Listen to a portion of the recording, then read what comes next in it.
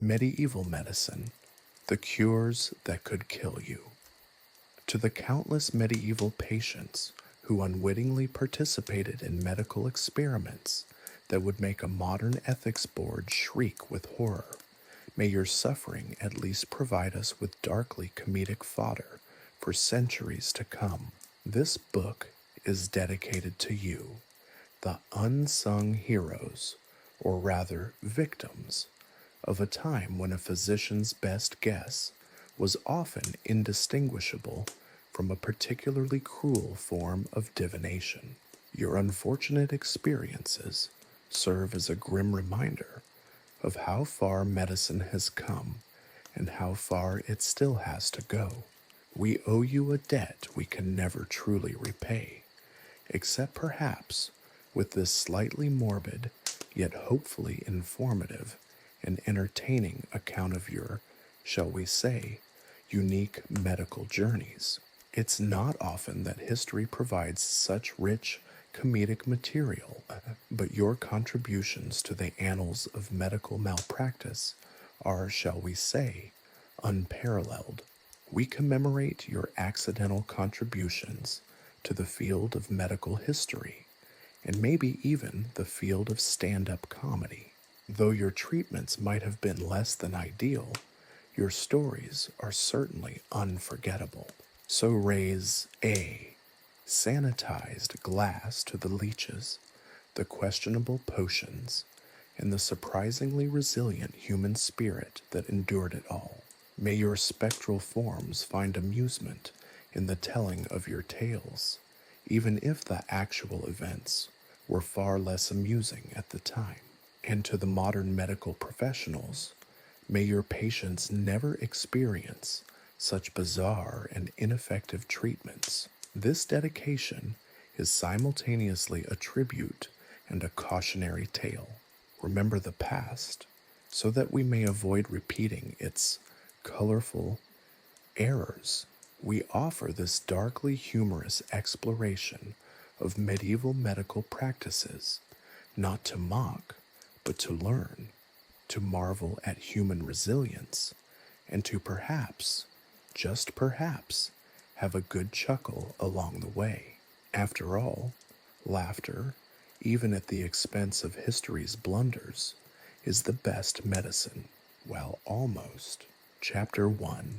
The Humors and Their Havoc. The year is 1347. A chill wind whips through the cobblestone streets of Oakhaven, carrying with it the scent of wood smoke and something else, something faintly off. Agnes, a weaver with hands as rough as bark and a cough that rattled like loose stones in a jar, clutches her side. Her face, usually rosy from the exertion of her loom, is pale and drawn. She's summoned Master Elric, the village's resident physician, a man whose medical expertise seemed to be inversely proportional to his self-assuredness. Master Elric, a portly fellow with a perpetually stained tunic and a walrus mustache that quivered with every pronouncement, arrives at Agnes's humble cottage. He examines her with the air of a seasoned butcher assessing a particularly stubborn side of beef, his gaze lingering on her tongue, her eyes, and with a particularly intense stare, her urine. This, after all, was the cornerstone of medieval diagnosis, observing the bodily fluids. The humors, Master Elric pronounces, his voice a low rumble. They are out of balance, Agnes, clearly. The four humors, blood, phlegm, yellow bile, and black bile, were the bedrock of medieval medical understanding. These weren't mere fluids. They were the very essence of life, the elemental forces shaping health and temperament. Blood, associated with warmth and courage, was considered the lifeblood itself, a potent force that needed careful management. Phlegm, cold and sluggish, represented the phlegmatic temperament, calm and unemotional, perhaps a little too much so. Yellow bile, hot and fiery, was linked to anger and irritability. And finally, black bile, cold and dry, was the source of melancholy and depression. Disease, according to this humoral theory, was nothing more than an imbalance among these four potent forces. Too much blood led to fever and inflammation. Too much phlegm resulted in sluggishness and colds. An excess of yellow bile sparked fits of rage, while an overabundance of black bile plunged sufferers into the depths of despair. It was a delightfully simple system, ignoring all the complexities of the human body with breathtaking disregard for accuracy. Master Elric's diagnosis for Agnes? An excess of black bile, naturally. The symptoms, the pallor, the cough, the general malaise, all pointed to it. He tapped his chin thoughtfully, a glint of malicious mischief in his eyes, and declared, "A purging, Agnes. We shall rid you of this excess melancholic humors." The treatment for humoral imbalance varied widely, depending on the offending fluid and its supposed properties. For black bile, the usual approach involved inducing vomiting or diarrhea, a rather direct, if unpleasant, method of expelling the unwanted substance. In Agnes's case, Master Elric prescribed a potent concoction, a brew of herbs, possibly including some questionable ingredients scavenged from the local apothecary's dusty shelves, designed to cleanse her system with violent efficiency. Let's just say it involved the digestive equivalent of a medieval demolition derby. The unfortunate side effect, of course, was dehydration and the exacerbation of Agnes's already weakening condition. But black bile wasn't always so straightforward to deal with. Sometimes, more drastic measures were necessary. Consider the case of young Thomas, whose overly boisterous personality and fiery temper were attributed to an excessive amount of yellow bile. For Thomas, the treatment involved repeated bloodlettings, the medieval equivalent of opening a vein with a rusty spoon. Master Elric would use leeches, those slimy, blood-sucking creatures, to drain away the excess fire from his body. The process was gruesome, to say the least. The sight of leeches clinging to Thomas's skin like macabre ornaments, a testament to the era's limited understanding of physiology. In Oakhaven, as in many other medieval villages, the notion of bodily fluid balance wasn't just a medical theory, it was a way of life.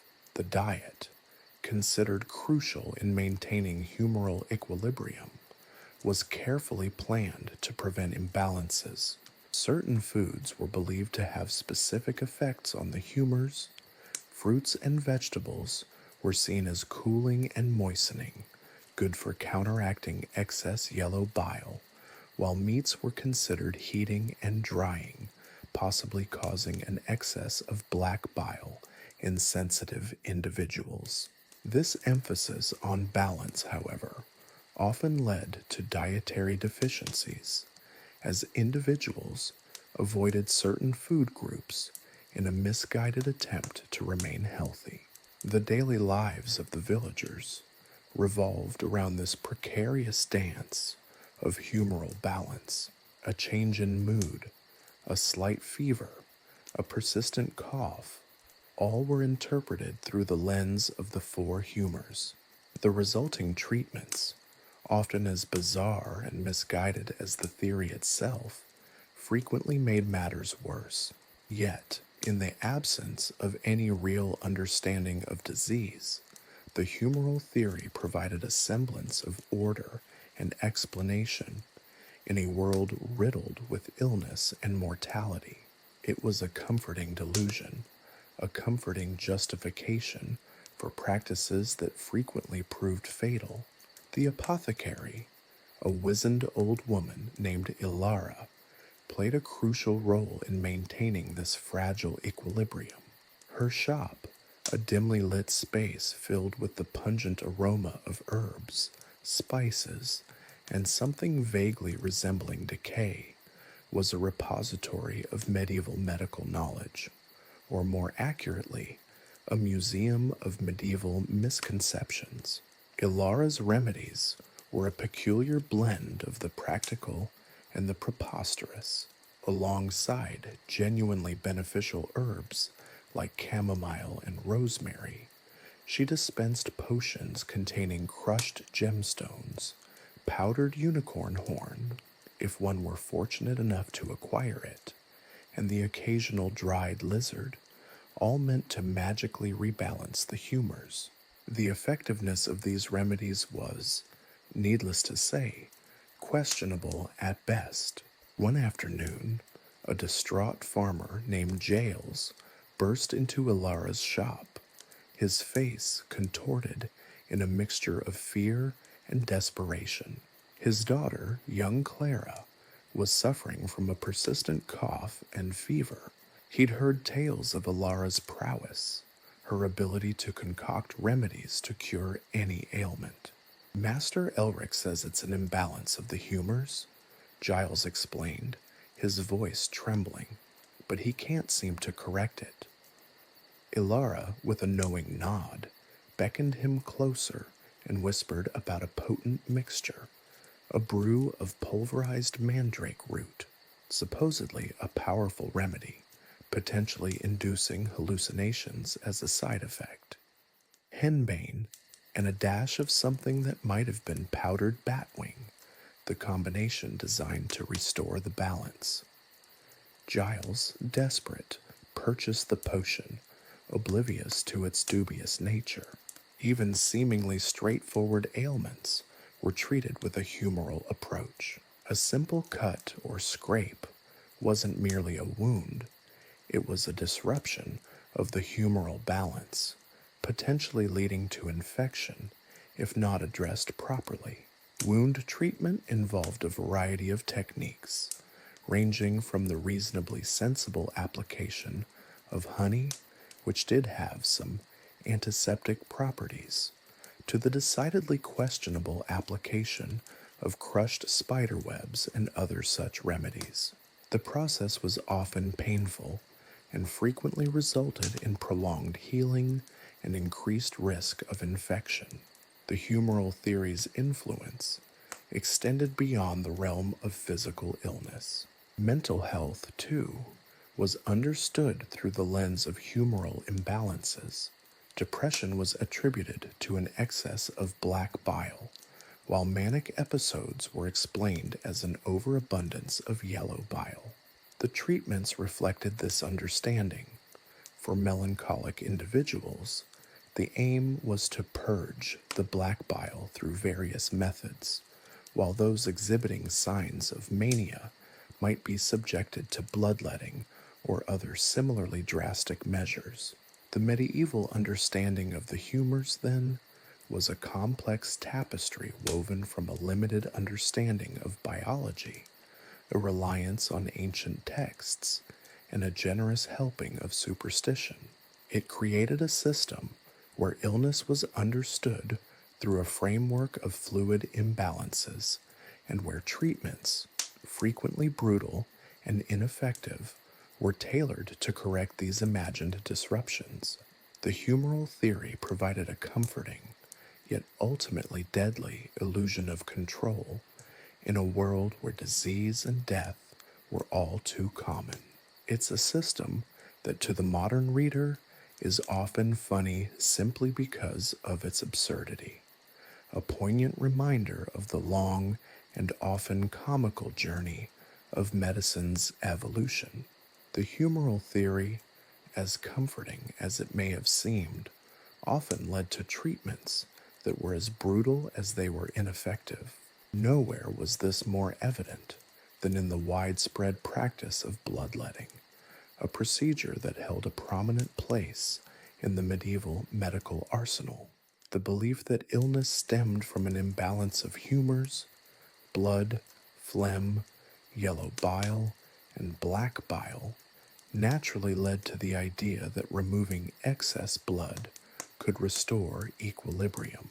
This led to a chillingly literal interpretation of the phrase letting blood. The tools of the bloodletting trade were as rudimentary as they were unsettling. Forget gleaming stainless steel scalpels. The medieval surgeon's kit was a collection of rather more rustic implements. Lancets, sharp-pointed blades, were the most common instruments, often fashioned from simple metal and far from sterile. These were used to make incisions in veins, allowing blood to flow freely. The size and depth of the incision varied, depending on the severity of the perceived humoral imbalance and the audacity, or perhaps ignorance, of the practitioner. But the lancet wasn't the only tool in the medieval bloodletter's arsenal. Leeches, those slimy, blood-sucking annelids, were also employed with enthusiastic regularity. The application of leeches was a spectacle in itself. Imagine a scene: a patient, their skin pale and clammy, lying on a crudely fashioned wooden table. The physician, his face grim but strangely self-satisfied, selects a leech from a jar that likely contained a writhing mass of the creatures, kept in a dark, damp place where they could gorge themselves on the blood of unfortunate rodents before their next deployment on a human patient. The leech, a glistening black horror, is then carefully placed on the patient's skin, where it latches onto a vein with surprising tenacity. The patient, meanwhile, is left to endure the sensation of a tiny yet persistent, blood-sucking vampire clinging to their flesh. The process wasn't quick or clean. The leech's feeding could take anywhere from several minutes to several hours, depending on the size of the leech and the patient's remaining blood supply.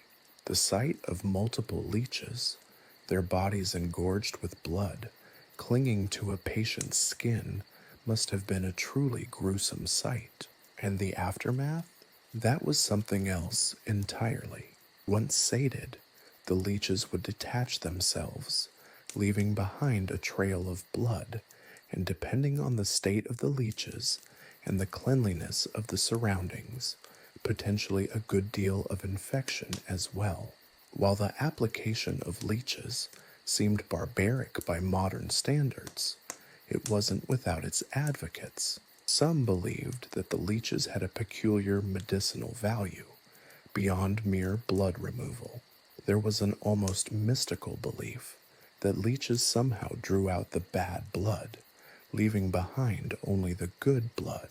This belief, utterly unfounded, however, proved sufficiently compelling for countless patients to endure this rather unpleasant procedure. Of course, the theory completely ignored the very real risks of infection, blood loss, and the potential for further complications stemming from this medieval blood purification method. The amount of blood removed was often excessive, based on the practitioner's judgment, rather than any scientific understanding of blood volume or physiology. A small cut could lead to a significant amount of blood loss, weakening the patient and leaving them vulnerable to further complications. In some cases, bloodletting was continued until the patient fainted, a rather crude method of determining when enough blood had been removed, though not always a reliable one. The faint, naturally, was interpreted as a sign that the humoral balance had been restored. The patient's unconsciousness was a testament to the practitioner's supposed medical success. Bloodletting wasn't confined to the use of leeches. Cupping was another popular method. This involved placing heated cups on the skin, creating a vacuum that drew blood to the surface. The cups were typically made of glass or horn, heated over a flame before being applied to the skin. The resulting suction marks left on the skin served as a rather unattractive souvenir of the procedure.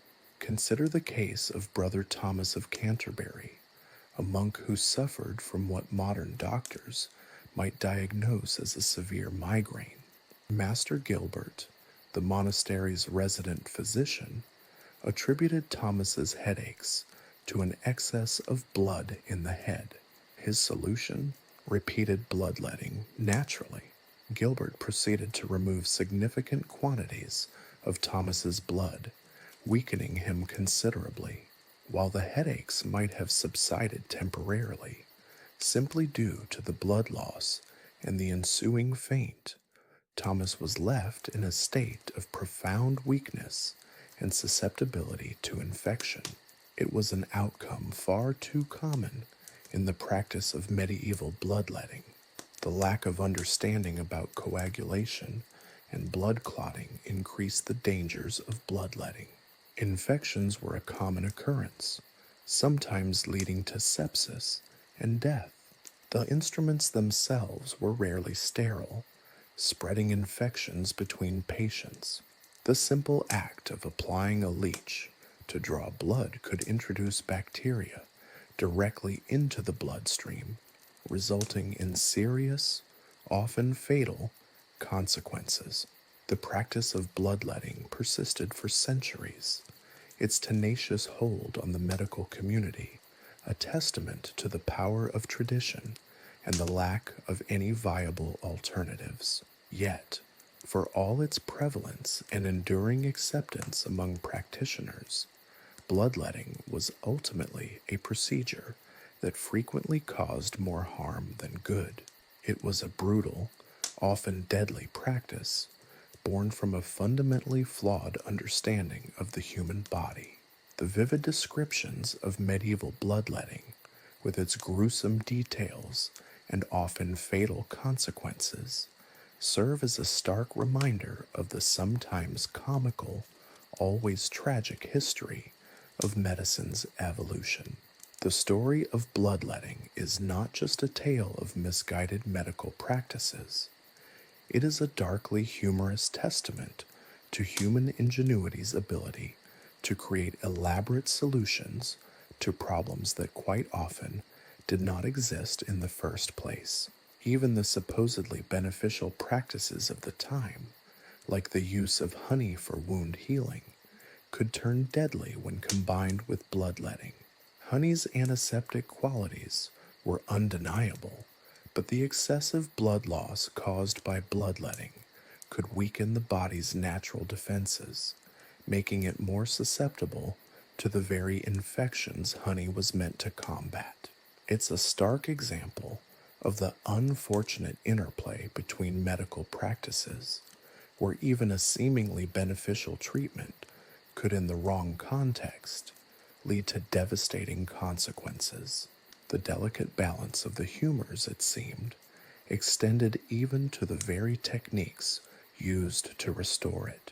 The absurdity of the humoral theory in the context of bloodletting is perhaps best illustrated by considering the variations in treatment.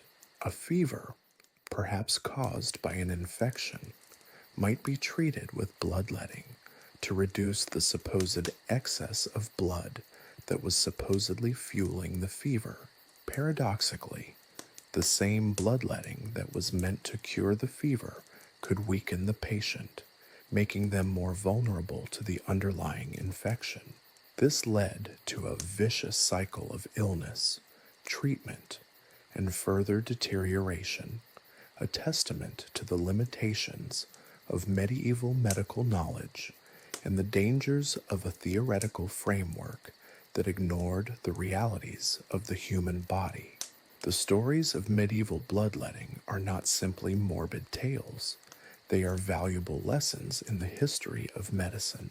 They highlight the often absurd journey of medical understanding, revealing how deeply ingrained beliefs and practices could lead to disastrous outcomes.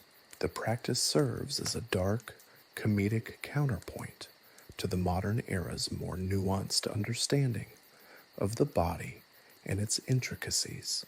It's a reminder that the evolution of medicine has been a long and winding road, paved with both genuine breakthroughs and terrifying missteps, a road where humor and horror often travel hand in hand. The bell above the door of Master Elias's apothecary jingled, a discordant chime that somehow managed to perfectly encapsulate the cacophony of smells assaulting the nostrils within.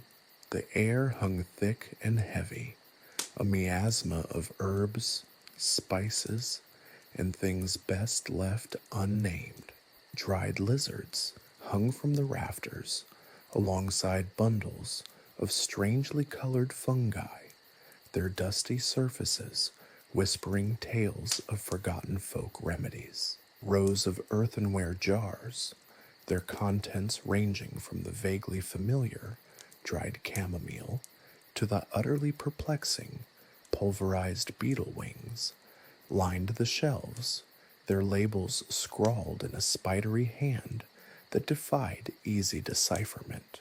Master Elias, a man whose perpetually furrowed brow suggested a lifetime spent wrestling with recalcitrant remedies, emerged from the back room. He was a creature of habit, his days unfolding with the predictable rhythm of a well-worn clockwork mechanism. Grind, measure, mix, and repeat. A process often punctuated by the agonized wails of a suffering customer. His apron, stained with the detritus of 1,000 concoctions, bore testament to his dedication, or perhaps his lack of cleaning habits. Today's first customer was Agnes, a distraught young woman clutching her stomach. "Master Elias," she wailed, her voice trembling. "The colic, it seized me again."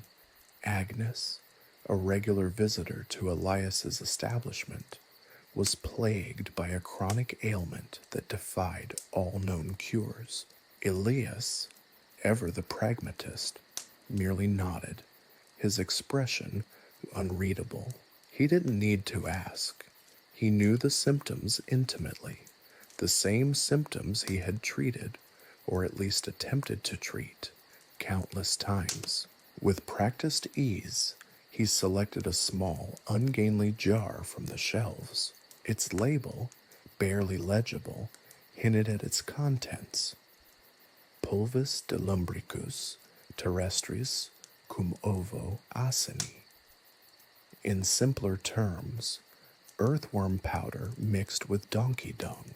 It was a recipe passed down through generations of apothecaries, a testament to the enduring power of tradition. Even if that tradition yielded questionable results, Elias carefully measured a spoonful of the noxious mixture, adding it to a cup of lukewarm water. The resulting concoction was the color of muddy ditch water and possessed a pungent aroma best described as overripe compost meets damp cellar. He handed it to Agnes with a curt nod. "Drink this," he instructed, his voice as unyielding as granite. "It may not cure you, but it will distract you from the pain." A comforting sentiment, certainly, but one that Agnes hardly found reassuring. Next came old Barnaby, the village blacksmith, groaning under the weight of a persistent cough. For Barnaby, Elias had prepared a syrup, a viscous brown liquid that seemed to shimmer with an unsettling inner life. It contained a peculiar blend of foxglove, opium, and crushed snail shells. Again, a traditional remedy, passed down through generations of apothecaries who seemed to have a penchant for concocting brews that could cure, kill, or possibly both simultaneously. Barnaby swallowed the concoction with a grimace, the look on his face a blend of apprehension and resignation. Elias offered no words of encouragement. Encouragement was a luxury he rarely afforded his clientele. A steady stream of patients followed, a farmer afflicted with warts, treated with a salve made from crushed toad and pig fat, a pregnant woman suffering from morning sickness, a concoction of henbane and powdered unicorn horn, the unicorn horn, of course, being a rather expensive substitute for something more readily available, say, a ram's horn, and a young boy with a persistent fever, a cure involving bloodletting, a procedure Elias performed with a practiced ruthlessness. The afternoon brought its own unique brand of medical emergencies. There was the case of young Ilara, who had swallowed a poisonous toadstool.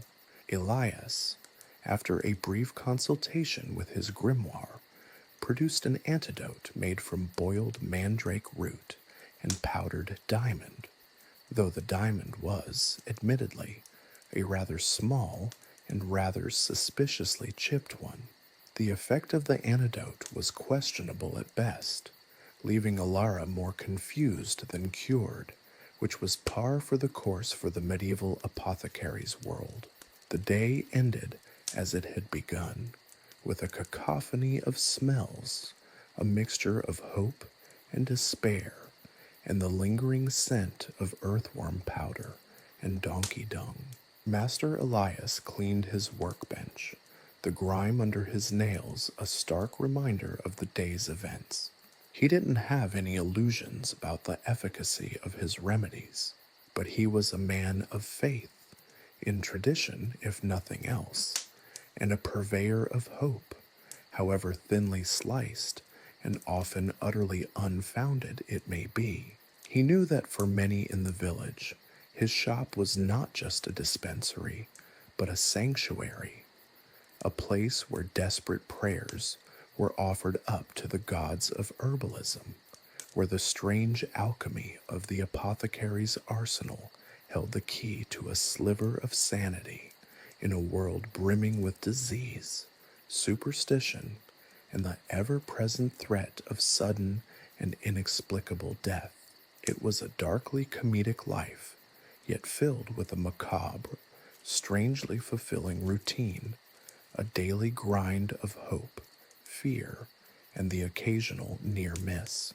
And in the twilight hours, as the last customer had left, and the shop fell silent, the various ingredients would slowly return to their slumbering stillness, waiting for another chaotic day to begin.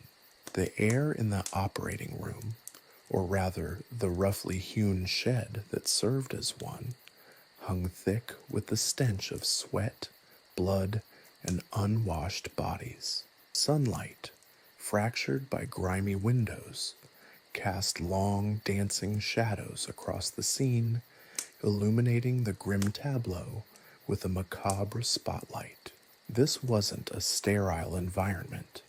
It was a battlefield, a chaotic struggle against disease and ignorance, where the line between treatment and torture blurred into a gruesome indistinguishability.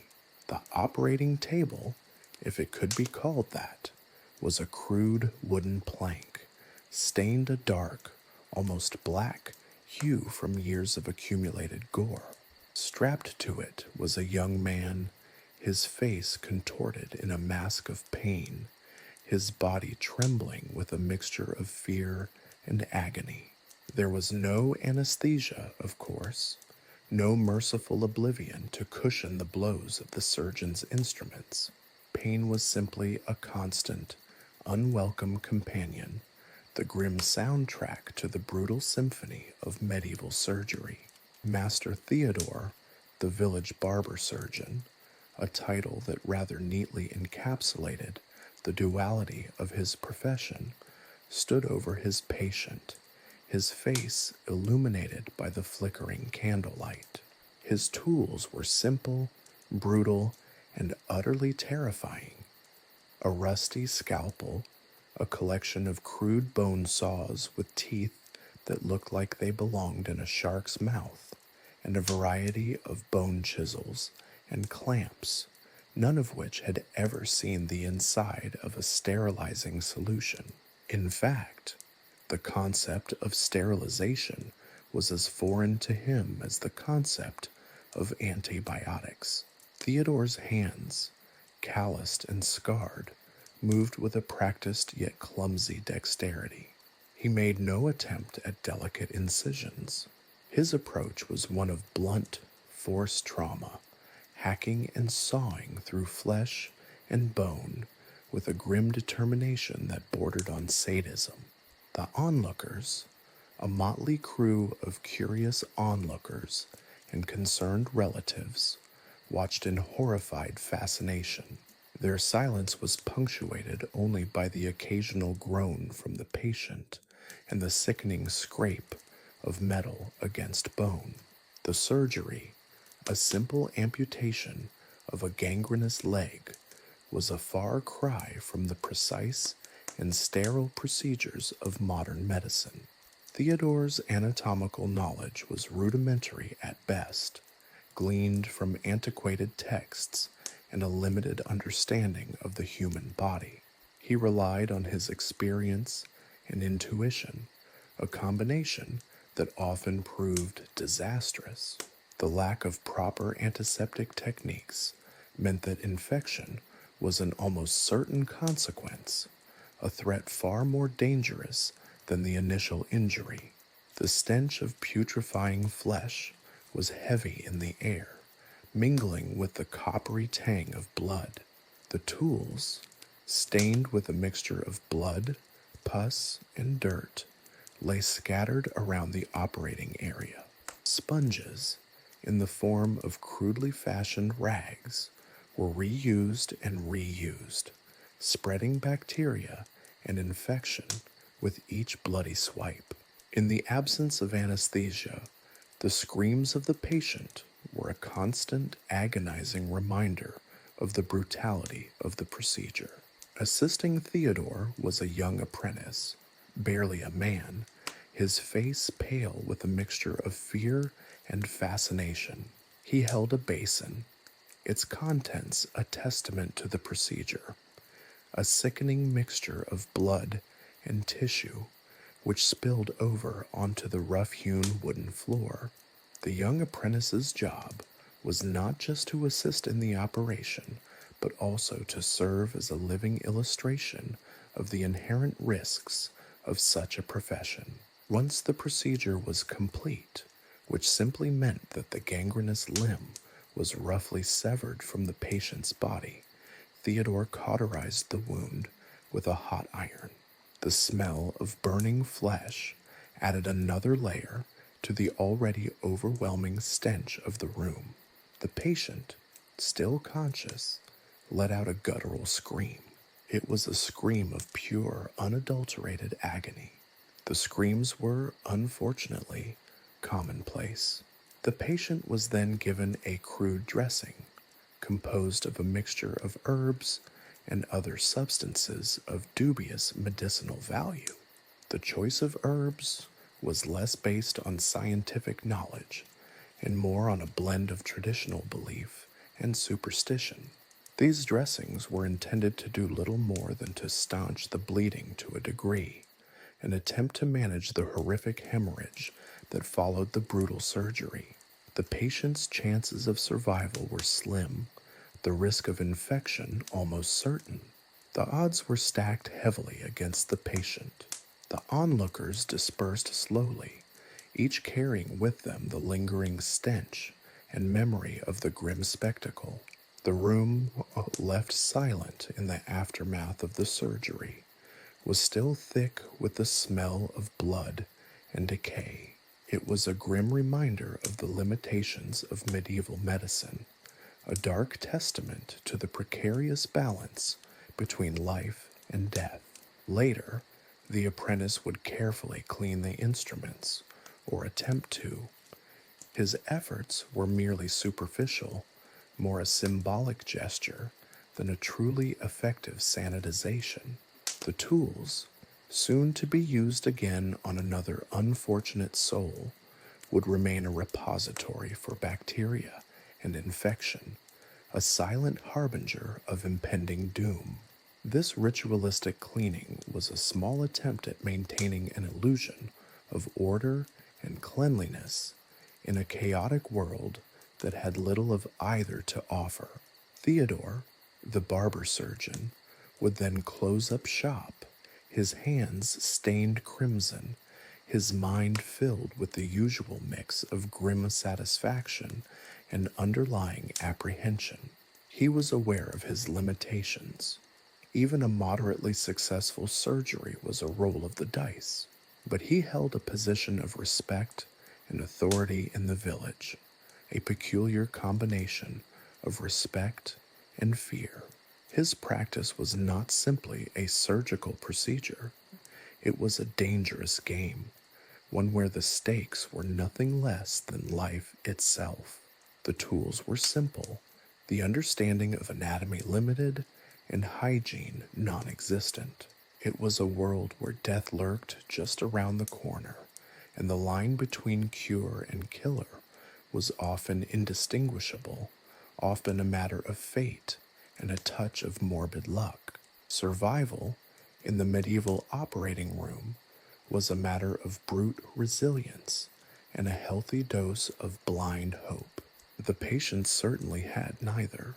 The surgeon often had little more to offer. The realities of medieval surgery extended beyond the single amputation procedure.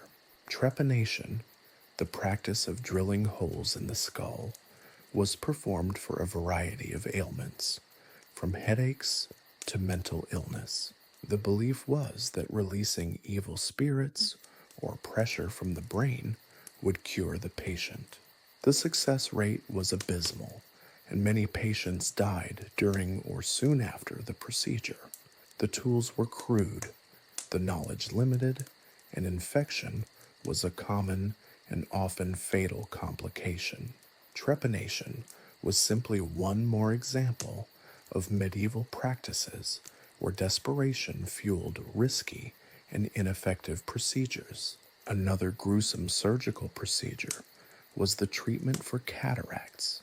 This involved puncturing the cornea or even extracting the affected lens. Again, the lack of sterile technique almost guaranteed infection. The instruments were primitive, and there was little understanding of the eye's complex structure. The risks of blindness or death were quite significant. In medieval times, this surgery was a desperate attempt to combat a serious ailment. With a low success rate, surgical procedures extended to other forms of ailments. Abscesses were often lanced, though the technique was far from precise and caused considerable pain, not to mention the risk of spreading infection. It was often a process as much about damage control as successful treatment.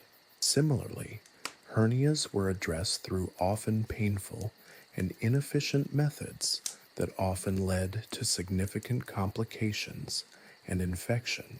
All of these procedures were plagued by the same shortcomings: a lack of understanding of human anatomy, the absence of effective sanitation, and the absence of proper pain relief. The tools themselves were primitive, often repurposed household items, sharpened to a point, and sterilized minimally, if at all. The idea of a specialized surgical instrument was unheard of. The surgeons relied on whatever was available, and the crude instruments increased the risk of infection and made the procedure excruciatingly painful. The procedures themselves were often brutal, carried out with a lack of refinement and precision that would be unthinkable today. Medieval surgery was a grim testament to humanity's struggle against disease and the limitations of knowledge, the lack of anesthesia, the primitive instruments, the absence of sterile techniques, and the rudimentary understanding of anatomy meant that surgical procedures were often more dangerous than the disease itself. It was a world where survival was a matter of luck, resilience, and perhaps a dash of divine intervention.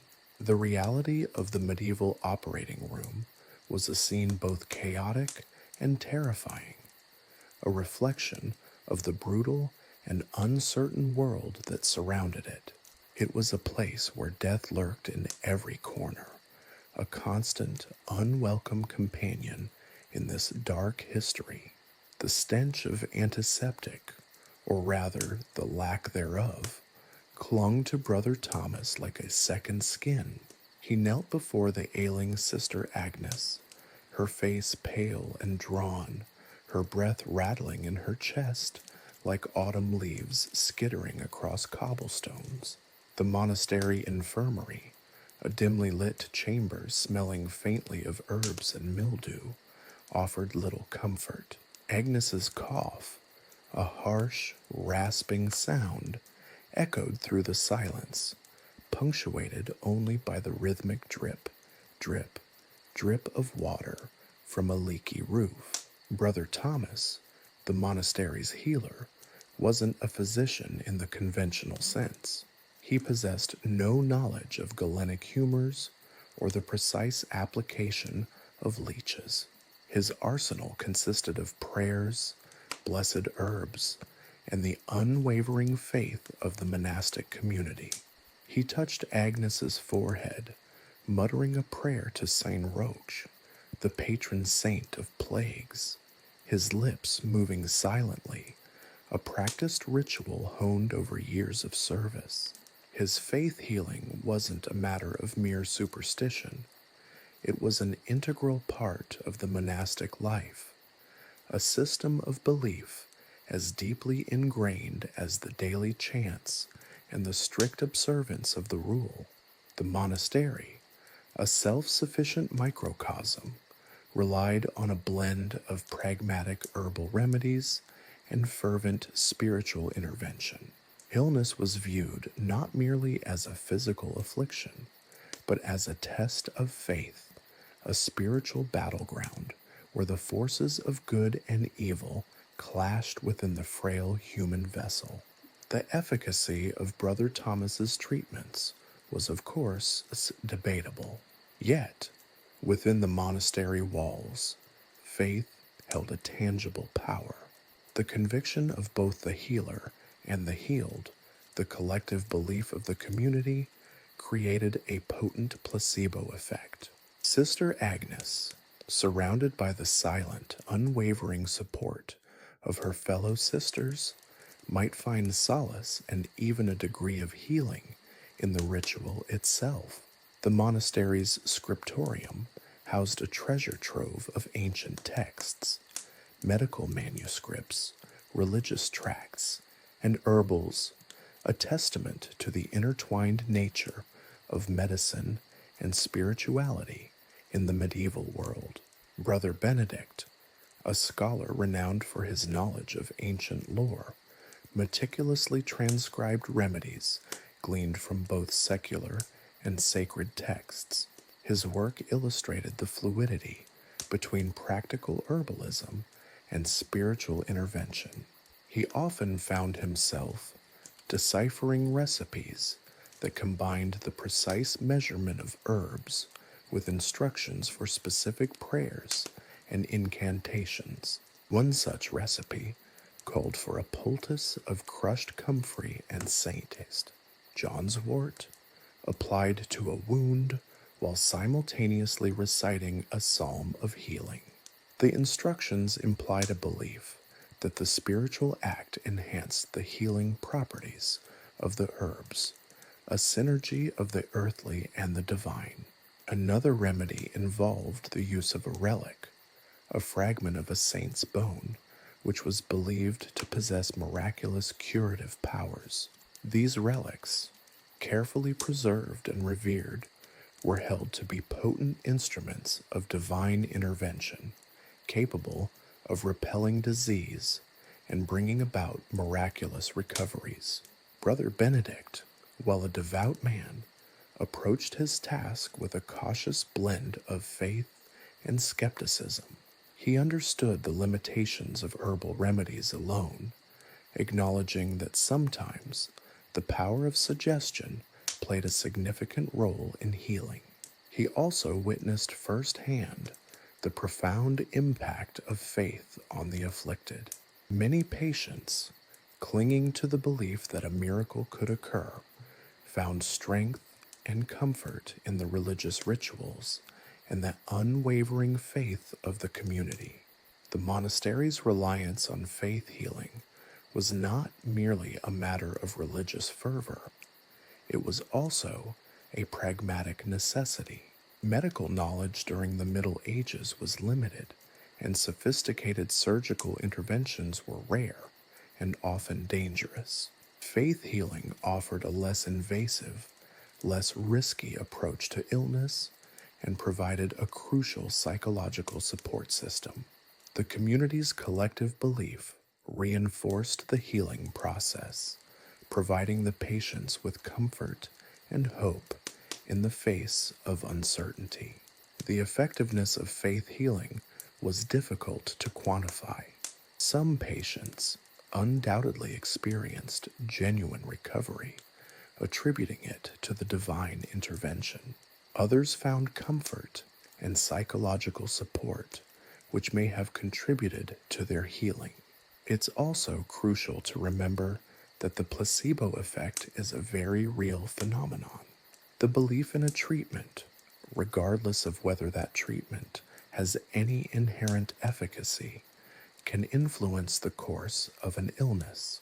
Beyond individual healing, the monks also employed faith-based rituals to combat widespread epidemics. During outbreaks of the plague, for instance, processions were organized, with the monks carrying sacred relics and chanting prayers to avert the deadly disease. These public displays of faith were meant to reassure the community and invoke divine protection. These large-scale events not only provided a sense of unity, but also helped reinforce the collective belief in the power of prayer and divine intervention. The interplay of faith and medicine wasn't always harmonious. Sometimes, faith healing conflicted with more conventional medical practices, creating tension within the monastic community. There were those who firmly believed in the efficacy of herbal remedies and traditional medical knowledge, viewing faith healing with skepticism. This internal conflict reflected a wider debate within medieval society, as traditional practices clashed with emerging medical philosophies. The conflict between faith and reason was a central theme in many areas of medieval life, extending to medical treatment. One particularly contentious episode involved Brother Elias, a respected herbalist who clashed with Brother Thomas over the treatment of a young novice suffering from a severe fever. Elias advocated for a regimen of herbal infusions and bloodletting, while Thomas insisted on prayer and the application of a blessed relic. The debate highlighted the limitations of both approaches and the difficulty in balancing faith and reason in the treatment of disease. The outcome remained unclear, a testament to the uncertainty inherent in medieval medical practice. The novice eventually recovered, but it was impossible to definitively attribute the recovery to either faith healing or herbal remedies. The use of charms and amulets also played a significant role in medieval faith healing. These objects, often adorned with religious symbols or inscribed with protective prayers, were believed to ward off evil spirits and protect against illness. They were worn around the neck or carried in pockets, offering a constant reminder of divine protection. The act of wearing a charm may have offered a sense of security and comfort, influencing the individual's mental state and potentially impacting their health. The efficacy of these charms is again debatable. Some might argue they represented mere superstition. Others might point to the psychological benefits derived from believing in their protective power.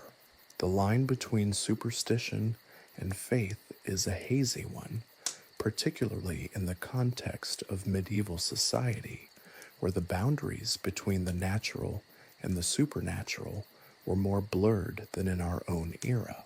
The amulets were a tangible manifestation of faith, a visible symbol of hope and reassurance in a world fraught with uncertainty. The interplay between faith, medicine, and superstition in the medieval world presents a complex picture. It wasn't a simple dichotomy between scientific and unscientific practices. It was a far more nuanced reality where faith and reason often intertwined, creating a unique system of medical beliefs and practices. While the methods and rationale may seem peculiar, even absurd from a modern perspective, they reflected the worldview of the time, a world where the power of faith and the influence of the supernatural were interwoven into the fabric of everyday life, even in the often grim business of healing and recovery. The success or failure of these treatments often depended not just on the healing itself, but on the resilience and faith of the patient and the spiritual strength of the community supporting them. The legacy of this period serves as a reminder of the enduring power of belief and the enduring human need to find solace and healing in the face of uncertainty. Chapter 2: Plague, Pestilence, and the Pursuit of Prevention. The year is 1347. The air hangs heavy, thick with the stench of decay and fear. The village of Oakhaven, once a picture of bucolic charm nestled amongst rolling hills, is now a charnel house. The vibrant green of the fields is dulled, mirroring the lifeless eyes staring up from the hastily dug pits lining the outskirts. The Black Death, a malevolent specter, has descended upon them, leaving a trail of unimaginable horror in its wake. It began subtly, a few feverish whispers, a cough that lingered too long. Then, the telltale buboes, swollen, inflamed lymph nodes in the groin, armpits, or neck, appeared, ominous purple blossoms blooming on flesh soon to be claimed by the grave. These weren't merely boils. They were the harbingers of death, pulsating with the agonizing promise of the end. High fever followed, accompanied by chills that shook victims to their very core, rendering them helpless, shivering heaps under threadbare blankets. Delirium set in, a swirling vortex of hallucination and terror, before the final, mercifully swift, collapse into unconsciousness and death. The mortality rate was staggering, a grim arithmetic of despair. Entire families were wiped out in a matter of days. Neighbors abandoned neighbors, driven mad by fear and the relentless advance of the pestilence. The living were too preoccupied with their own impending demise to attend to the dead, leaving the bodies to rot where they fell, adding to the already overpowering miasma that choked the village. Attempts at prevention were as varied as they were futile. The prevailing medical understanding of the time, a bizarre blend of ancient Greek humors and medieval superstition, offered little in the way of effective countermeasures. The concept of contagion was dimly understood, if at all, Many believed the plague was divine punishment, a wrathful visitation for the sins of humanity. One common prevention method involved carrying fragrant herbs and spices, believing their pungent aromas could ward off the foul air said to carry the disease. These were usually bundles of rosemary, lavender, and rue, their potent scents doing little to stem the tide of death. The idea, however, was rooted in the belief that bad smells caused illness, a theory that, while entirely wrong, had some strange logic to it. After all, the smell of death certainly accompanied the plague. Others turned to bloodletting, a practice as old as medicine itself, and just as ineffective against the plague. Leeches were applied, their tiny bodies engorging themselves on the already weakened victims, draining away precious lifeblood in a desperate, misguided attempt to balance the humors.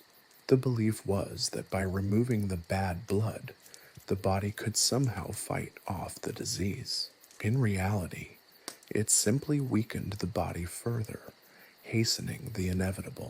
Religious fervor also reached a fever pitch. Processions of flagellant monks, whipping themselves raw in public acts of penance, snaked through the streets, their chants mixing with the cries of the dying. These fervent displays, though fueled by genuine piety, proved utterly futile against the relentless plague. The fervent prayers, the self-inflicted wounds, nothing seemed to make a difference.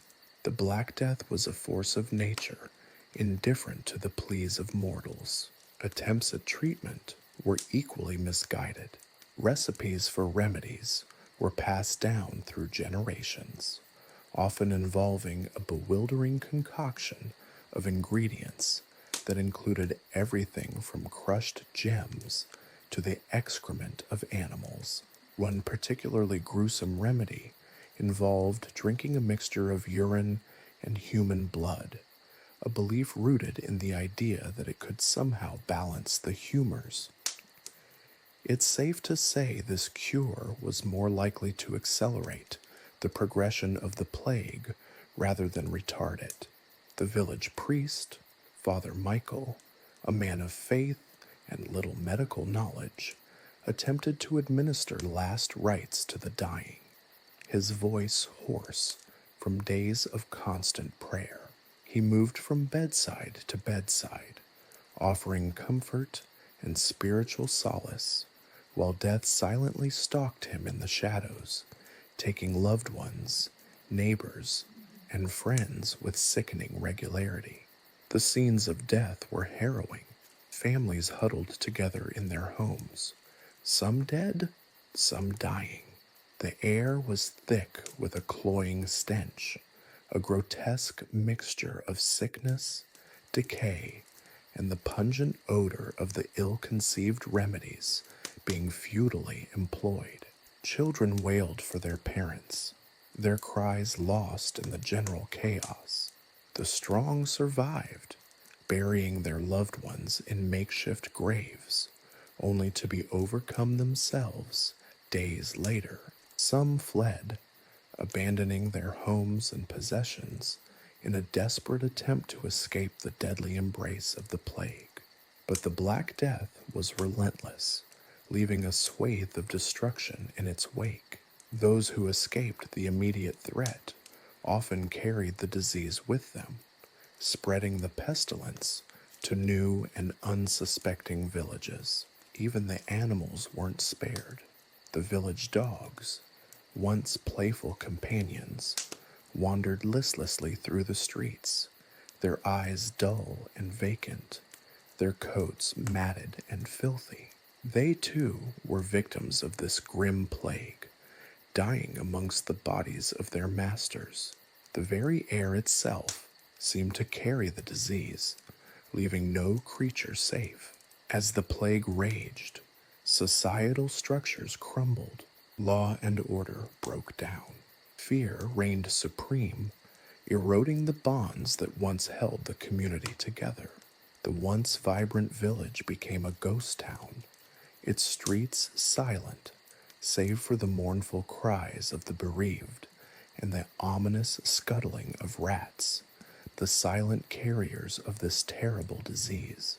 The Black Death, in its horrifying efficiency, exposed the limits of medieval medical knowledge, the fragility of social structures, and the profound terror of the unknown. It was a catastrophe that left an indelible mark on the history of the world, a stark reminder of humanity's vulnerability in the face of a relentless, unforgiving enemy. The survivors carried the burden of trauma and loss, the memories of death etched into their very souls, changing their worldview and altering the course of history forever. The silence of Oak Haven was not the peace of a peaceful village, but the chilling silence of the conquered, the echo of a nightmare that had only just begun. The fleeing hadn't stopped the plague, it merely scattered it. Word of Oak Haven's plight reached the neighboring village of Ashwood, prompting immediate, if somewhat chaotic, action. The concept of quarantine, while not fully understood, was instinctively employed.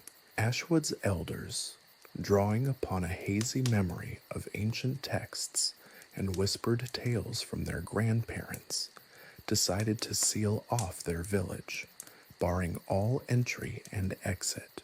This wasn't a carefully planned, scientifically based strategy. It was a desperate gamble, a last-ditch effort to avoid a fate similar to Oak Haven's.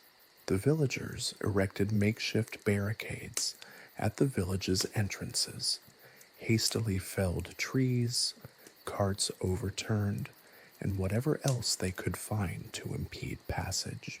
Sentinels, armed with little more than pitchforks and fear, were posted at strategic points, their vigil a mixture of paranoia and genuine concern. The atmosphere, even before the first confirmed case within Ashwood's walls, was one of suffocating tension. The very air seemed to vibrate with a collective, silent scream. Life inside the quarantined village became a surreal blend of grim routine and mounting dread. Families huddled together, terrified of the slightest cough or sneeze. The usual rhythms of village life, the cheerful chatter of the marketplace, the clanging of the blacksmith's hammer, the laughter of children playing, were replaced by an unnerving silence, broken only by the occasional whimper or the creak of a poorly constructed barricade. Sanitation, or rather the lack thereof, was a significant problem. The medieval understanding of hygiene was, to put it mildly, rudimentary. Open sewers ran through the streets, their fetid contents attracting swarms of rats, the suspected, and rightly so, carriers of the plague. Garbage piled high in the alleyways, attracting flies and other vermin, further contaminating the already unsanitary environment. The stench was almost unbearable, a constant suffocating reminder of the ever-present danger. Attempts at cleaning were haphazard, limited by the lack of effective cleaning agents and the prevailing belief that simply airing things out would be sufficient. Food became a precious commodity. The villagers had stockpiled what they could, but supplies were dwindling. Trade with the outside world was impossible, and rationing was reluctantly implemented, causing resentment and friction among those who had always enjoyed a relatively comfortable existence. Hunger became another insidious threat, gnawing at their resolve and undermining their already frayed nerves. The psychological impact of the quarantine was devastating. The enforced isolation, the constant fear of death, and the mounting stress led to a sharp increase in mental health issues. Paranoia became rampant, Neighbors eyed each other with suspicion, accusations of spreading the plague flying freely. Family members, driven mad by fear and exhaustion, turned on each other. The strong bonds of community that had once defined Ashwood began to fray and unravel, replaced by a corrosive sense of distrust. Medical intervention, such as it was, consisted mostly of desperate, largely ineffective remedies. Bloodletting continued, the leeches clinging to the skin of the sick, their small bodies growing fat on the lifeblood of the afflicted. Herbal concoctions, made from ingredients that were often more likely to poison than cure, were brewed and consumed with grim determination. Prayers were offered incessantly to saints and to God, a desperate plea for divine intervention. The priest, a younger, less experienced man than Father Michael of Oakhaven, spent his days administering last rites, his face drawn and etched with exhaustion. The quarantined village was not a sterile environment, but a pressure cooker of fear, hunger, and despair. The measures taken to prevent the spread of the plague, however well-intentioned, only served to amplify the suffering of the villagers. The limited efficacy of the quarantine and the lack of sanitation meant that several cases appeared within the walls despite their efforts. The scenes within the village were not unlike those in Oakhaven, only this time the horrifying events were confined within the limits of their barricades. One particularly tragic incident involved a family of 4. The father, a respected farmer, fell ill first. His wife, despite her best efforts to maintain a facade of strength, succumbed days later, leaving their 2 young children orphaned and alone. The children, too young to understand the enormity of their loss, huddled together, their cries barely audible above the cacophony of their fears. The villagers, though terrified themselves, found a strange kinship in their shared plight, rallying together to care for the orphaned children. The quarantine did not completely halt the plague's spread. It simply slowed it, buying time while the disease gradually worked its way through the population. The death toll, though smaller than it might have been without the quarantine, was still substantial. The survival rate was determined not by medical intervention, but by a cruel lottery of luck and genetics. The village itself stood as a stark testament to the inadequacy of medieval medicine and public health practices in the face of a devastating pandemic. The experience profoundly altered Ashwood. The village never quite recovered its former vibrancy, the shadow of the plague forever cast over its daily life. The close-knit community that once existed had been shattered, and despite attempts to rebuild, the deep-seated mistrust, the psychic scars remained. The lessons learned from the plague were grim and painful, offering a stark contrast to the prevailing medieval worldview. The plague, confined but not conquered, served as a chilling reminder of humanity's vulnerability, a lesson etched not only in the hearts of the survivors, but also in the very fabric of the village itself, a somber testament to the devastating power of contagion. Even when contained, the plague's legacy lingered, a chilling reminder of the precarious balance between life and death, a balance all too easily disrupted. The aftermath of the quarantine in Ashwood, like Oakhaven, presented a grim harvest. The survivors, those left to pick up the pieces, were profoundly changed. The psychological impact was profound. Many suffered from what we would now term PTSD. Nightmares and flashbacks were common, and the survivors found it difficult to return to their former lives. Their trust in others had eroded, replaced by an undercurrent of suspicion and fear. Yet, amidst the tragedy and loss, a gradual shift in thinking began. The experience, though brutal, highlighted the interconnectedness of communities and the need for collective action to combat disease. The haphazard and mostly ineffectual methods employed in Ashwood began to sow the seeds of a future where more structured and rational approaches to public health would eventually emerge. A future that, however distant it may have seemed at the time, slowly began to take shape from the ashes of this terrible plague. The seeds of progress were sown not in a field of hope, but in a graveyard of loss, a poignant testament to humanity's capacity for learning, even in the face of unspeakable horrors. The silence that fell over Ashwood after the plague, unlike that of Oakhaven, held a different kind of stillness, a quiet acknowledgement of loss, tinged with the cautious hope of a future less defined by fear and death. The lingering stench of death in Ashwood, even after the plague's initial fury subsided, clung to the very stones of the village.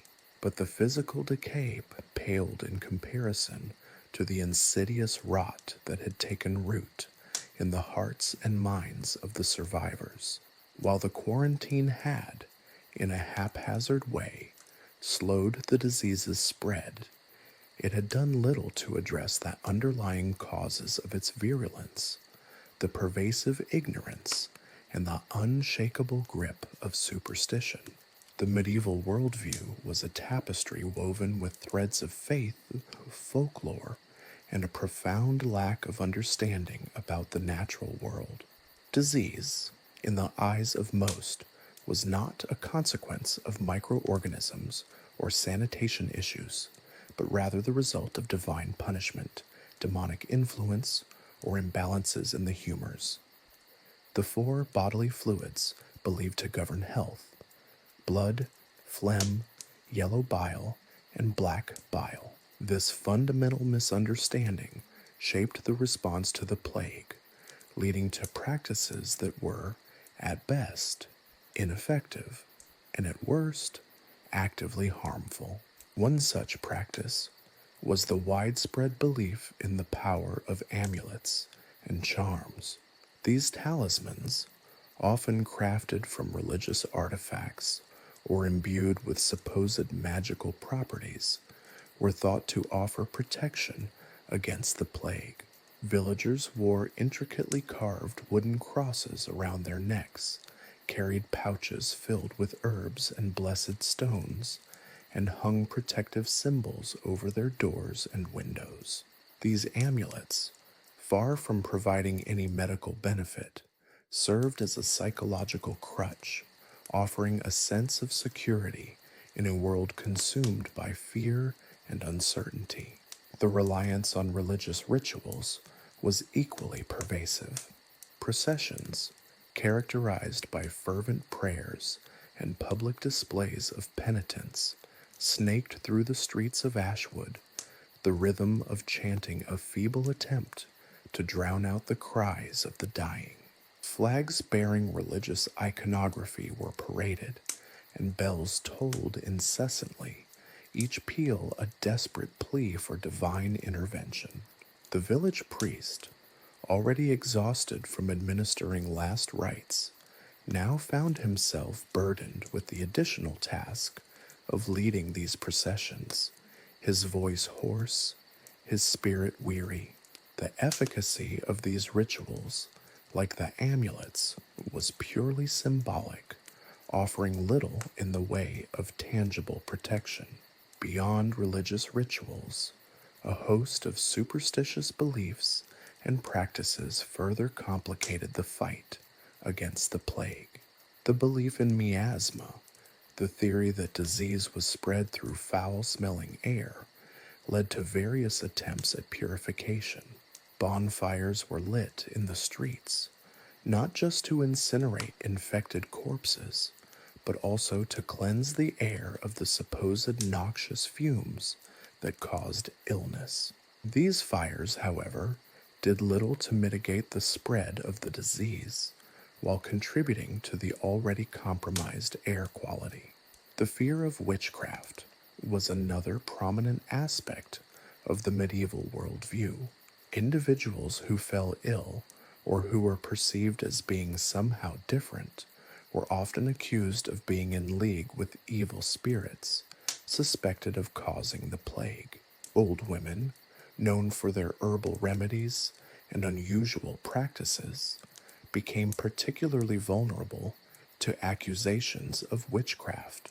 The scapegoating of these individuals served as a convenient distraction from the deeper systemic issues and the general lack of understanding concerning the disease's origins and spread. Such accusations often resulted in brutal punishment, adding another layer of tragedy to the plague's already devastating toll. Alongside witchcraft accusations, the identification of scapegoats extended beyond individuals. Entire groups, like traveling merchants or foreigners, were sometimes blamed for the outbreak, facing ostracism and violence. These acts of persecution, driven by fear and misinformation, only further fractured the already fragile social fabric of Ashwood. The community, already weakened by the plague's physical impact, found itself torn apart by suspicion and blame. The reliance on bloodletting, a medical practice rooted in the humoral theory, persisted despite its demonstrably harmful effects. The belief that removing bad blood would restore balance and cure illness fueled the practice, regardless of the debilitating effects of blood loss on already weakened individuals. Leeches, seen as agents of purification, were applied liberally, draining the lifeblood from those already struggling to survive. The medieval understanding of medicine, firmly grounded in superstition and unfounded theories, tragically exacerbated the effects of the plague rather than mitigating them. Even in the face of widespread death and suffering, the grip of superstition remained strong. The belief in astrological influences, in the alignment of planets and stars impacting human health, led to attempts to chart celestial movements to predict the plague's progression, with the hope of identifying auspicious times for treatment or preventative measures.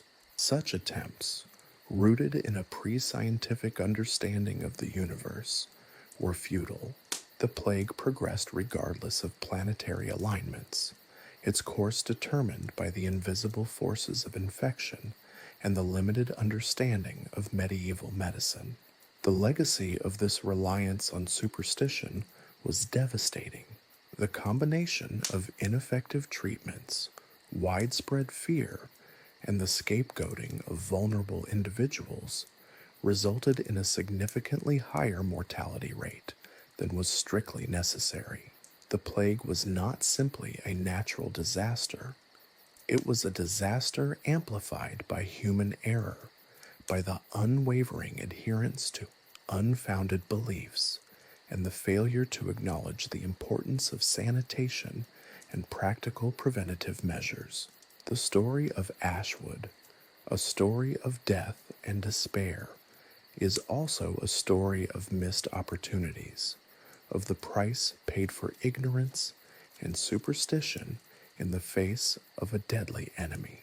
The experience left an indelible mark, not just on the physical landscape of the village, but also on the collective psyche of its inhabitants, a lasting testament to the dark side of medieval medicine and the enduring power of belief, even when that belief leads to tragedy.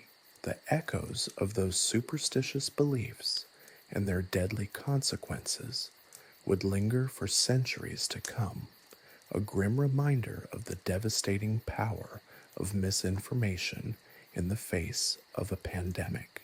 The slow, painful recovery of Ashwood, painstaking and scarred, stands as a powerful testament to the enduring human capacity to endure, but also a chilling warning of the consequences of allowing superstition to dictate responses to mortal danger.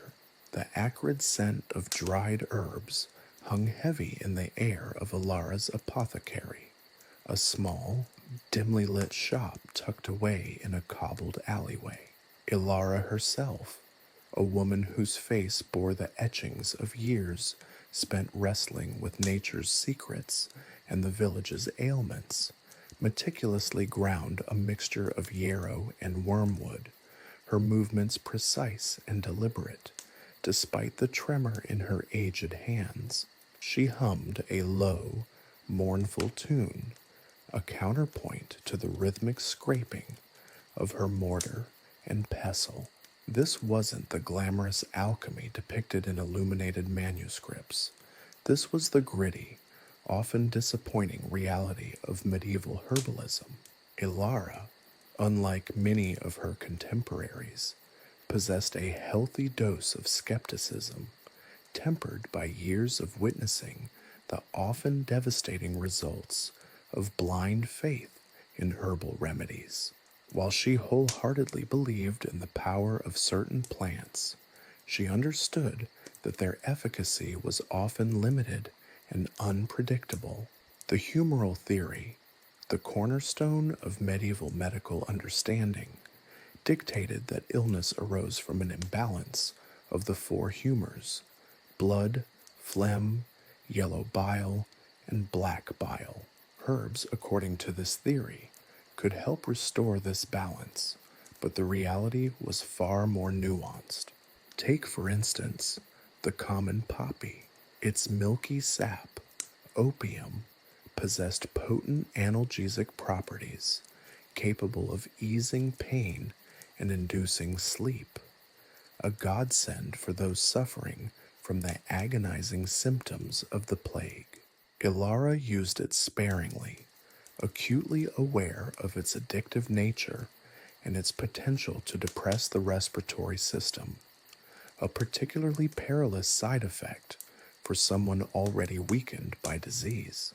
The difference between a palliative dose and a lethal one was a precarious tightrope walk, requiring intuition honed by years of experience and a healthy dose of caution. This was a far cry from the enthusiastic, uninformed application of potent herbs often seen among less experienced practitioners. Another staple in Ilara's repertoire was rosemary, a herb lauded for its supposed ability to improve memory and even ward off evil spirits, a claim she found highly amusing. While rosemary held some antiseptic properties, offering a degree of protection against bacterial infection through topical application, its effectiveness in combating the plague was questionable at best. The same could be said for many of the remedies employed during the time, frequently involving bizarre combinations of plants, often with little or no proven medicinal value. Consider the theriac, a complex concoction featuring dozens of ingredients, including opium, viper flesh, and various spices.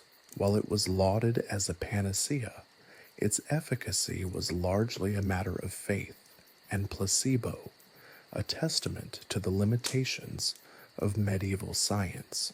Yet faith, or rather the appearance of faith, was often a crucial ingredient in any remedy.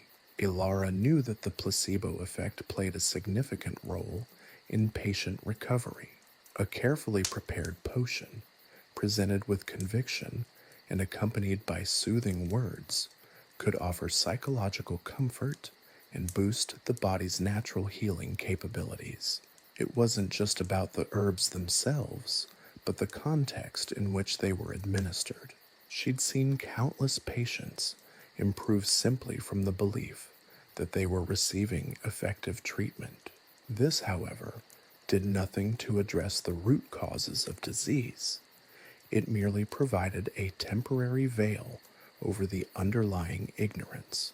Many herbal remedies were based on the doctrine of signatures, a belief that the appearance of a plant could indicate its medicinal properties. For example, the bright yellow flowers of St. John's wort were believed to cure jaundice, simply because of the visual similarity. This theory, however charmingly naive, rarely held up under the harsh light of experience. Ilara would discreetly steer clear of some of the more absurd applications of this doctrine, understanding that the dangers of misdiagnosis and ineffective treatment far outweighed any potential benefits. One of the most common ailments Ilara dealt with was digestive problems, a frequent consequence of poor sanitation and a diet deficient in essential nutrients. For these complaints, she relied on a variety of herbs with mild laxative and anti-inflammatory properties, such as chamomile and fennel. These, while not curing the underlying causes of poor health, offered some relief from the discomfort and helped to prevent further complications. However, even these relatively harmless herbs had their limitations. Overuse could lead to mineral imbalances and other health problems. The delicate balance required to effectively manage a patient's health was a testament to the limitations of the era's medical knowledge. The line between remedy and poison was often as thin as the parchment containing the medieval recipes. The preparation of these remedies was as much an art form as a scientific endeavor. Ilara's knowledge was passed down through generations, a blend of experience, trial, and error, with a few dashes of folklore thrown in for good measure. She understood that each herb possessed unique properties, and the timing and method of harvesting, drying, and preparation were crucial to its efficacy. She knew precisely when to collect the leaves of the plantain, the roots of the dandelion, or the flowers of the elderberry, understanding the subtle nuances of the seasons and their impact on the plant's medicinal properties. The knowledge gap was, however, it's immense. The understanding of infectious diseases was practically non-existent. The connection between hygiene, sanitation, and the spread of disease remained completely unknown. While Ilara could alleviate the symptoms of dysentery or the discomfort of a fever, she couldn't prevent the plague or cure the dysentery completely. The herbal remedies were simply tools used to manage symptoms, not to conquer the disease itself. This was a cruel limitation in an era where the tools of modern medicine, antibiotics, vaccines, and sterile procedures were simply inconceivable. The limitations were starkly apparent during the worst outbreaks. The plague, for instance, overwhelmed even Ilara's most effective remedies. While she could ease the suffering of her patients, the death toll remained horrifyingly high. The herbal remedies provided a flicker of hope in the face of overwhelming despair, but they could not stop the inexorable tide of mortality. Ilara, despite her skills, often felt helpless, watching as people she cared for succumbed to the disease, her own skill seemingly inadequate against the force of the plague. Furthermore, the pervasive belief in the efficacy of certain herbs fueled a lucrative trade. Charlatans, promising miraculous cures, preyed on the desperate and vulnerable, selling ineffective concoctions and poppets for outrageous prices. Ilara, while sympathetic to those seeking remedies, found this exploitation abhorrent. The desperation of the people fueled the charlatan's pockets, a tragic irony in the face of death and suffering. These unscrupulous practitioners contributed significantly to the lack of trust in herbal medicine, even among those who believed in its potential. The story of herbal remedies in medieval times is a complex narrative. It is a tale of limited knowledge and potent remedies, of superstition and scientific observation, of hope and despair. Ilara, in her small apothecary, represented the complexities of medieval herbalism, a testament to human ingenuity and perseverance in the face of disease and death, while simultaneously highlighting the limitations of the era's understanding of medicine and the often tragic consequences of this lack of knowledge. The herbs themselves, with their inherent capabilities and limitations, reflect the duality of the era, blending hope and despair in equal measure. The lingering aroma of herbs in Alara's shop, a testament to both the skill and the limitations of medieval medicine, continues to whisper tales of a time when the line between healing and harm was often blurred beyond recognition. The rhythmic clang of the alchemist's hammer echoed through the stone chamber, a counterpoint to the crackling fire that illuminated his grimy workspace. Master Elias, a man whose beard rivaled a raven's nest in both volume and darkness, meticulously pounded a piece of cinnabar, his brow furrowed in concentration. He wasn't just preparing a medicine, he was orchestrating a cosmic ballet, a dance between the earthly and the celestial, guided by the stars and fueled by a potent blend of faith and superstition. The humoral theory, while the foundation of much conventional medical practice, held little interest to him. He looked to the heavens for answers, believing that the alignment of planets dictated the efficacy of his concoctions. Elias's laboratory was a chaotic blend of bubbling retorts, dusty tomes, and strange, unidentifiable ingredients. Dried herbs hung from the rafters, mingling with strange animal parts and gleaming crystals, a testament to the eclectic nature of medieval alchemy. The air hung thick with the smell of sulfur and something faintly fecal, a potent cocktail unique to his craft. He consulted his astrolabe, a complex brass instrument used for measuring the positions of celestial bodies. The current planetary alignment, he determined, was favorable for the preparation of his latest elixir, a potion purported to cure the lingering effects of the plague. This wasn't simply a matter of mixing herbs. It was an act of cosmic manipulation, a ritual designed to harness the power of the heavens. His recipe, scrawled on a parchment yellowed with age, was a cryptic collection of symbols, planetary alignments, and measurements, a secret language understood only by the initiated. The instructions spoke of specific lunar phases and planetary conjunctions, insisting that the ingredients must be gathered at precise moments under specific astrological conditions. Failure to adhere to these precise requirements, Elias firmly believed, could lead not only to an ineffective remedy, but potentially to disastrous consequences. The efficacy of his remedies, he argued, wasn't determined solely by the ingredients themselves, but by the cosmic influences at play. One of the key components of his plague cure was a rare mineral, purportedly mined from a cave, only accessible during a specific lunar eclipse. The mineral, rumored to possess potent purifying properties, was ground to a fine powder and painstakingly added to the concoction. Other ingredients included pulverized gemstones, believing that their inherent properties could amplify the potion's healing power and subtly influence the recipient's destiny.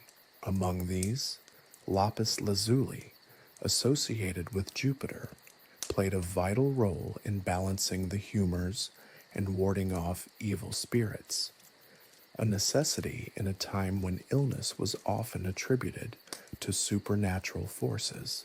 Another crucial element was the timing of the preparation.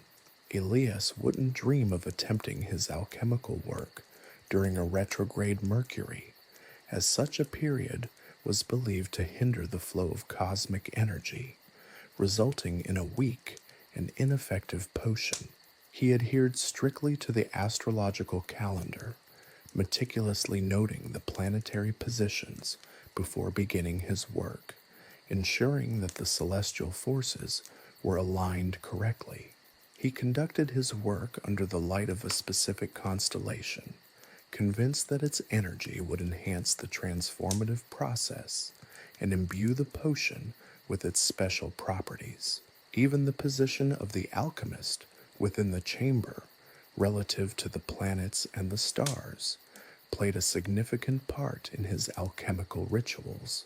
The actual process was a delicate blend of scientific observation and magical ritual.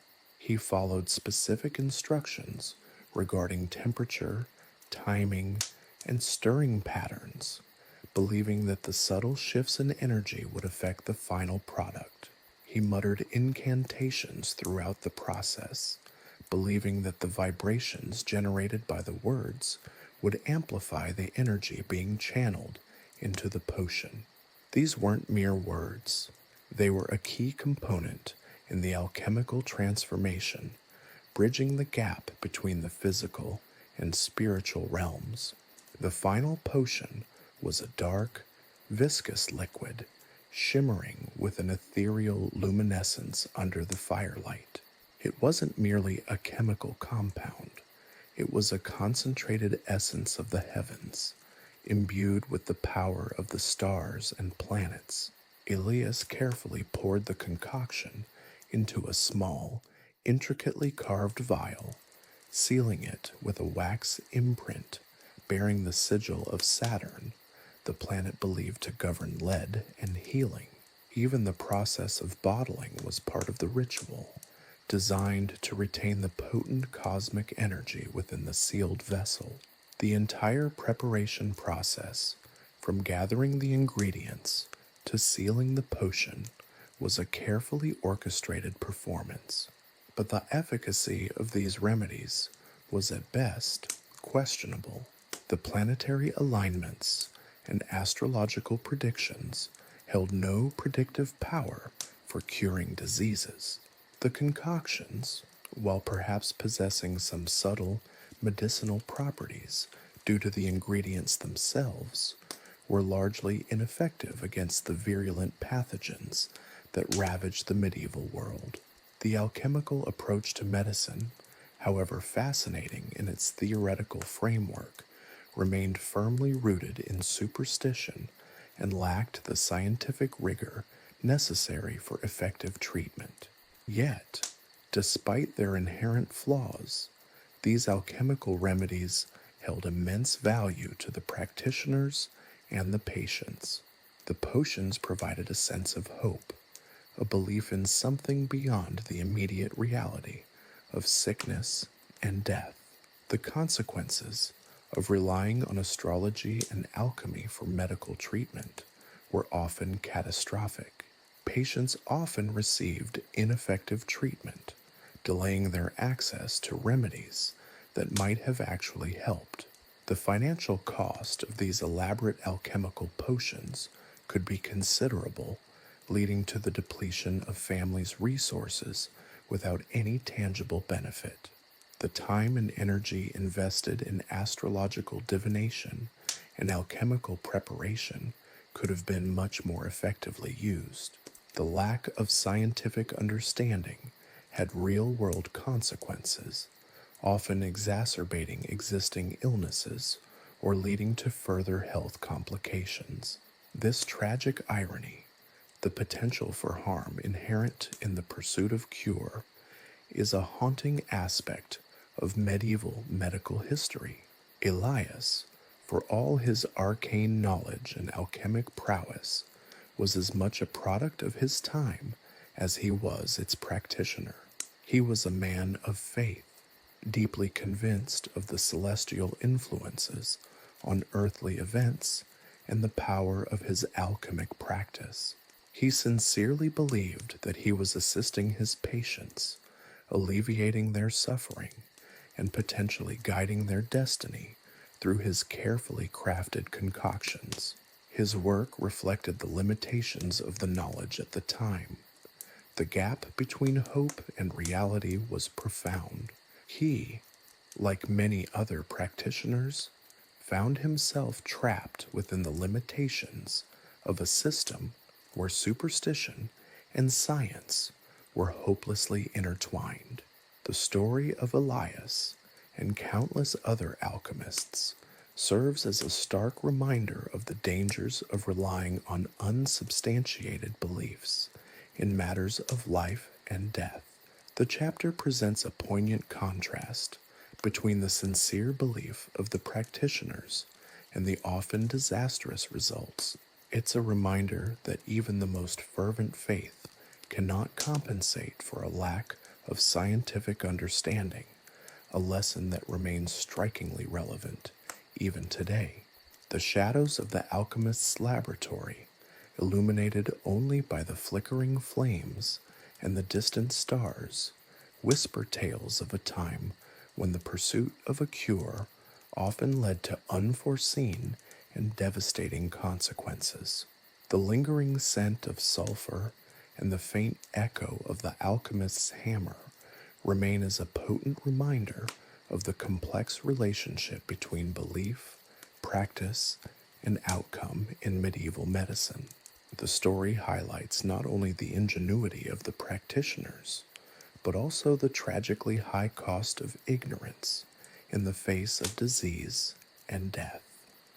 Chapter 3: Case Studies in Medieval Misdiagnosis. Agnes coughed, a rattling sound that echoed the decay gnawing at her insides. The chill that had settled in her bones a week ago had blossomed into a full-blown fever, a relentless inferno consuming her frail body. Her breath came in ragged gasps, each inhalation a searing pain in her chest.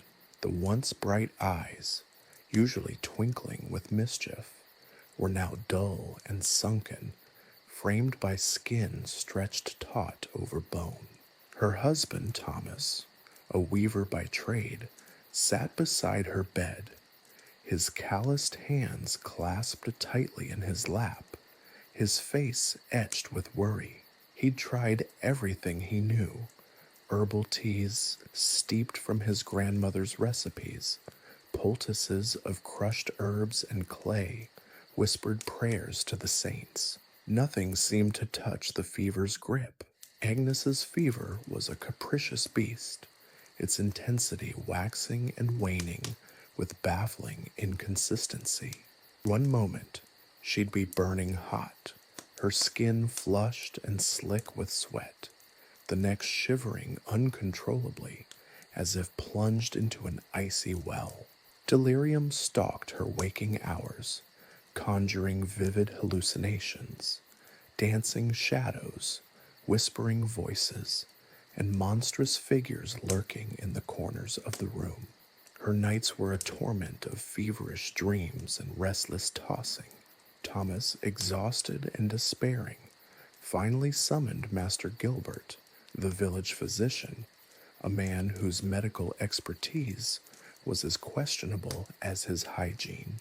Master Gilbert, a portly man whose ample girth suggested a fondness for rich foods and strong ale, arrived with a retinue of dubious medical instruments. He carried a worn leather bag containing a collection of vials filled with murky liquids, dubious powders, and questionable herbs. The pungent smell of his concoctions filled the room, a miasma of sulfur, herbs, and something indefinably unpleasant, perhaps a hint of rancid animal fat.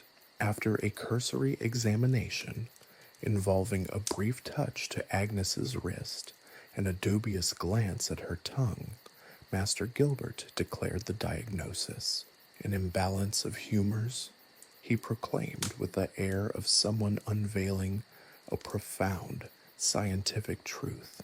Too much choler, I suspect, aggravated by an excess of black bile.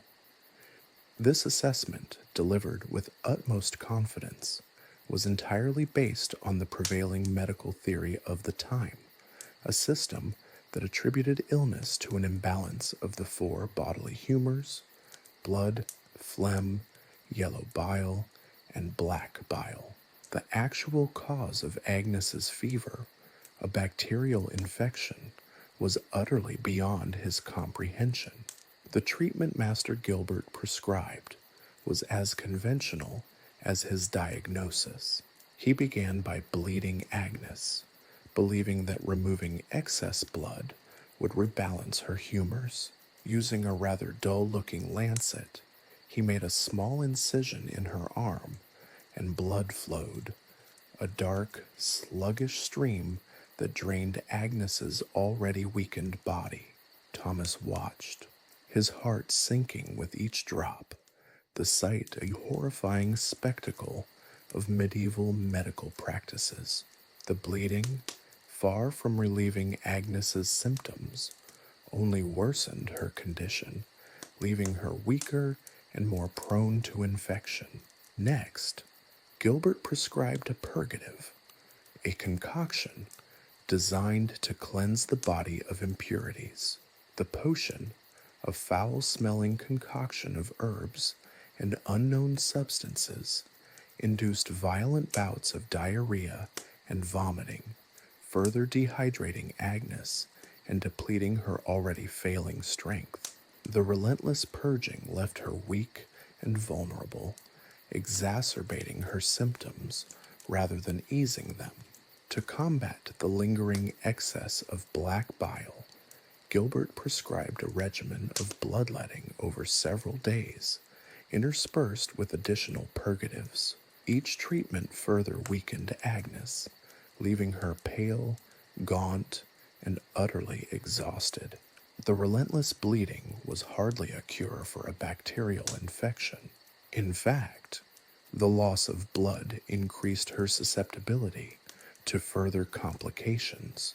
The medieval medical practice, despite its best intentions, was actually doing much to harm her chances of recovery.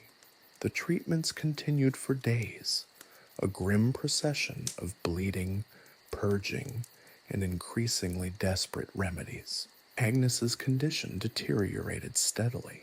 Her fever remained stubbornly resistant to his treatments. The relentless rounds of treatments slowly sapped her strength and weakened her immune system, making her more susceptible to complications. The cure was proving far worse than the disease. Thomas watched in despair as his wife withered away under the physician's care. The once vibrant woman he loved was reduced to a pale shadow of her former self, her body ravaged by illness and the misguided attempts at cure. The treatments, intended to restore balance to her humors, had instead pushed her closer to death.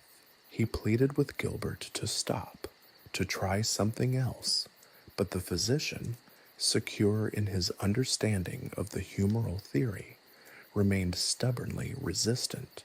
The physician saw himself as battling against the evil humors attacking Agnes, but it was his treatment that was actually killing her. Agnes passed away a week later, consumed by the fever that Master Gilbert had failed to understand or cure. The final moments were peaceful, a release from the torment she had endured, but her death was a stark reminder of the limitations of medieval medicine and the devastating consequences of treating illness with methods based on superstition and a complete misunderstanding of the human body. Thomas, left alone in his grief, was left with the bitter knowledge that his wife had been not cured, but murdered by the very person who was supposed to save her. The stark reality of medieval medical practice, a blend of hopeful intentions and tragically erroneous methods, was imprinted on his heart, a poignant and enduring testament to the era's devastating flaws. The irony wasn't lost on those who witnessed Agnes's demise. The very treatments designed to restore balance to her humors had actually stripped her body of its vital resources, leaving her vulnerable and ultimately leading to her death. Her case stands as a stark example of the chasm between the intentions of medieval physicians and the tragically flawed understanding of disease that underpinned their practice. The story of Agnes, a simple weaver's wife, becomes a symbol of the countless victims of misguided medieval medical practices, a chilling testament to the consequences of ignorance in the face of suffering. Her death is not merely a historical anecdote. It serves as a stark reminder of the importance of scientific understanding in the battle against disease, a battle that continues to this day.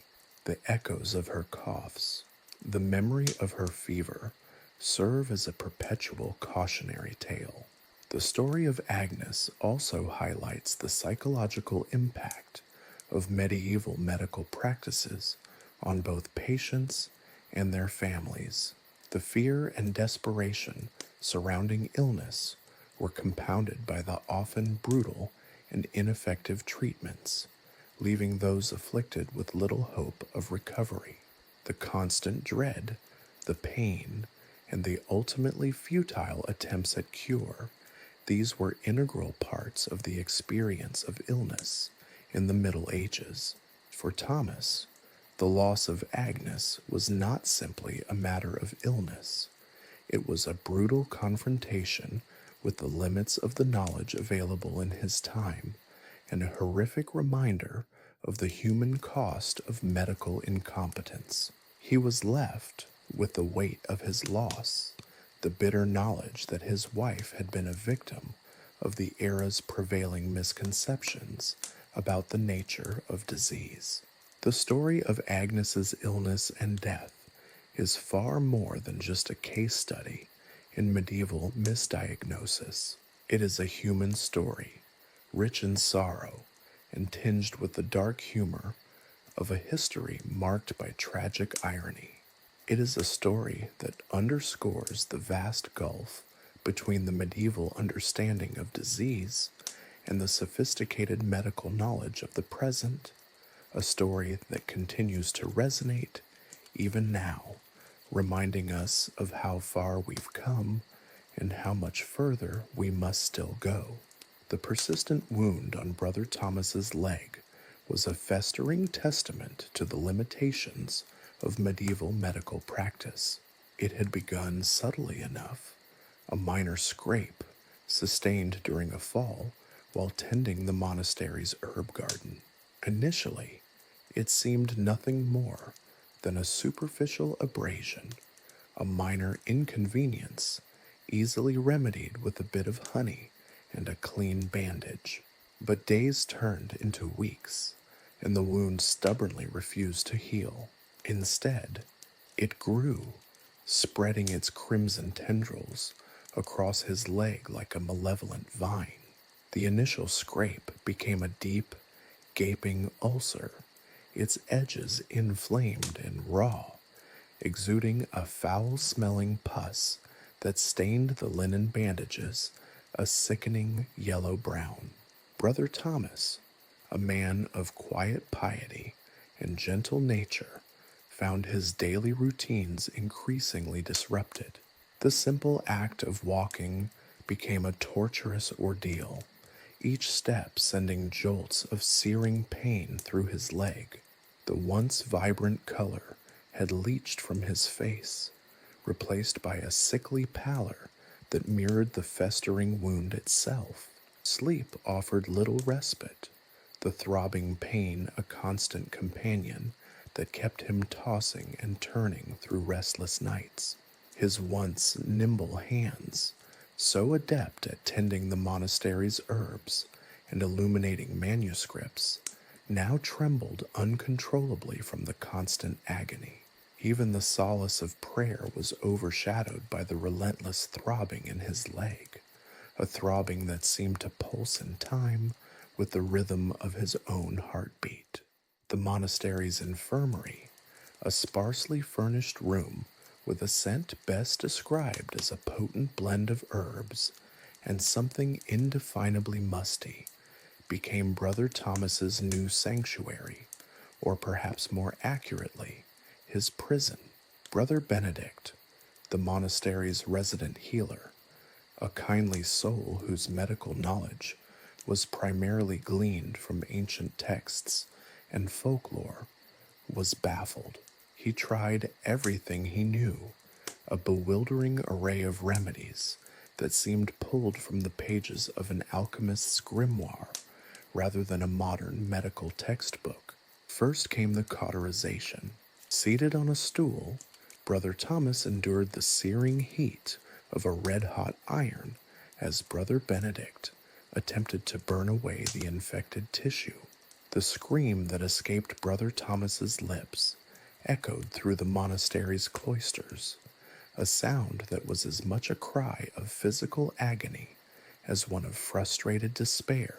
The cauterization, however, only served to deepen the wound and worsen the infection, leaving a blackened, charred scar where the iron had touched. The foul-smelling pus continued to flow, now mixed with the acrid stench of burnt flesh. Then came the leeches. Dozens of the slimy creatures were applied to the wound, their tiny jaws sinking into the festering flesh, drawing blood in an attempt to purge the infection.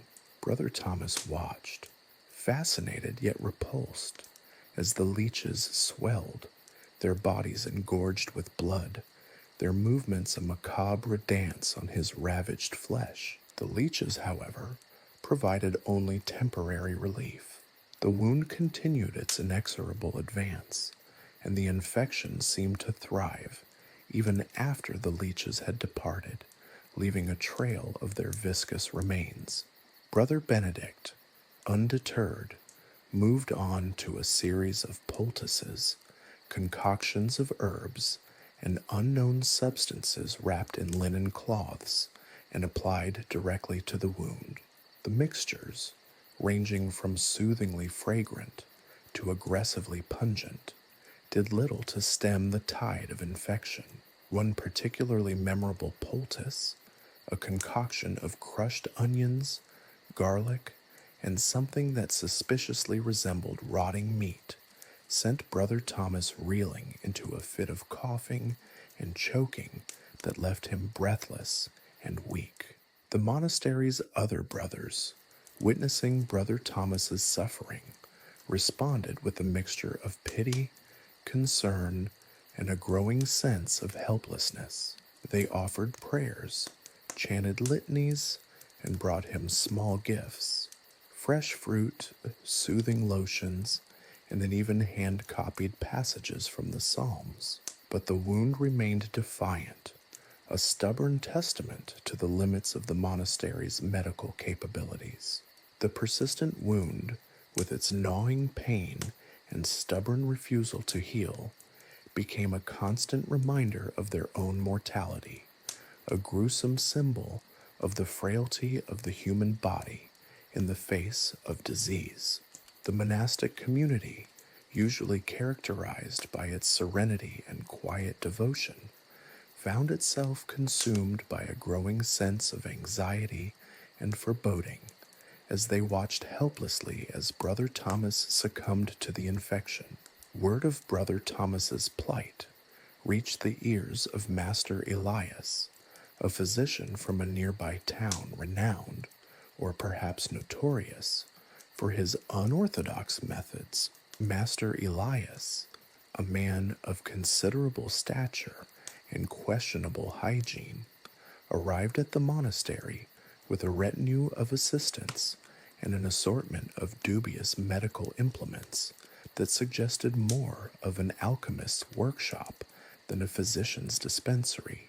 Master Elias, after a cursory examination that involved a brief touch to the wound and a prolonged sniff of the air, announced his diagnosis: a virulent imbalance of humors aggravated by the malign influence of the stars. His proposed treatment was as unconventional as his diagnosis: a series of ritualistic incantations interspersed with the application of potent and extremely foul-smelling herbal concoctions. Brother Thomas, desperate for a cure, submitted to Master Elias's unconventional treatments, enduring a series of increasingly bizarre rituals. He was subjected to elaborate fumigations, during which he was forced to inhale plumes of incense designed, according to Master Elias, to repel the evil humors. He endured countless applications of increasingly unappetizing ointments, one of which smelled strongly of stale beer and something vaguely resembling decaying fish. Yet, despite Master Elias's confident pronouncements, the wound remained resistant to all forms of treatment. Instead, it continued to spread, its foul odor permeating the entire monastery.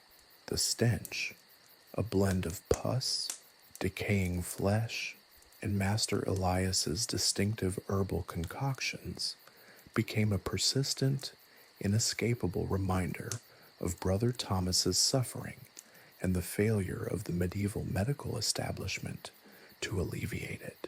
Brother Thomas's ordeal wasn't simply a medical drama.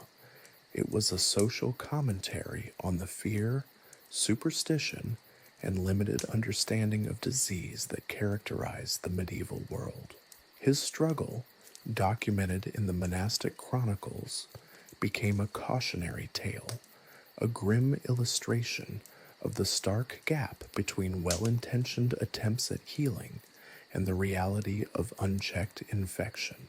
His persistent wound, a horrifying emblem of the period's medical limitations, served as a constant reminder of humanity's vulnerability in the face of illness, a stark reminder of the long and arduous road towards effective medical practice. The story of Brother Thomas's wound became a chapter in the grim, often humorous history of medieval medicine, forever reminding us of the price paid for ignorance and the enduring power of superstition in the face of human suffering. The wound ultimately closed after months of agonizing pain and numerous ineffective treatments, leaving behind a gruesome, forever scarred reminder of the medieval approach to healing. The tale of young Ilara's broken leg serves as a stark counterpoint to Brother Thomas's festering wound, a different kind of misery born from a different kind of medical ignorance. Ilara, a vibrant village girl known for her quick wit and even quicker feet, met her misfortune during a boisterous harvest festival. A misstep, a tumble from a hay bale piled high as a castle tower, and a sharp crack echoed through the joyous revelry, silencing the laughter with a sudden, piercing cry of pain. Her leg, twisted at an unnatural angle, was clearly broken. Unlike Brother Thomas's slow, insidious infection, Ilara's pain was immediate, brutal, a searing agony that stole the breath from her lungs. The festival's merriment evaporated, replaced by a grim hush as the villagers gathered around the injured girl, their faces etched with a mixture of concern and helplessness. The closest thing they had to a physician was Old Man Fitzwilliam, a wizened herbalist whose knowledge of bone setting was as rudimentary as his dentistry. Fitzwilliam, a man whose beard rivaled the size of a small dog, examined Ilara's leg with the detached air of a butcher appraising a carcass. He felt the bone, its unnatural shift, a testament to the severity of the fracture. There was no delicate probing with modern medical instruments, no x-rays to illuminate the damage. Fitzwilliam relied solely on his touch, his experienced hands searching for the misaligned fragments. His diagnosis was delivered in a gravelly voice that betrayed years of battling the elements and consuming questionable remedies. A grievous fracture requiring immediate intervention to avoid permanent deformity. The setting of the bone was a brutal affair. There was no sterile operating room, no anesthetic to dull the pain. Ilara was laid on a rough-hewn wooden table, her screams cutting through the night as Fitzwilliam, guided only by his intuition and experience, proceeded with the process.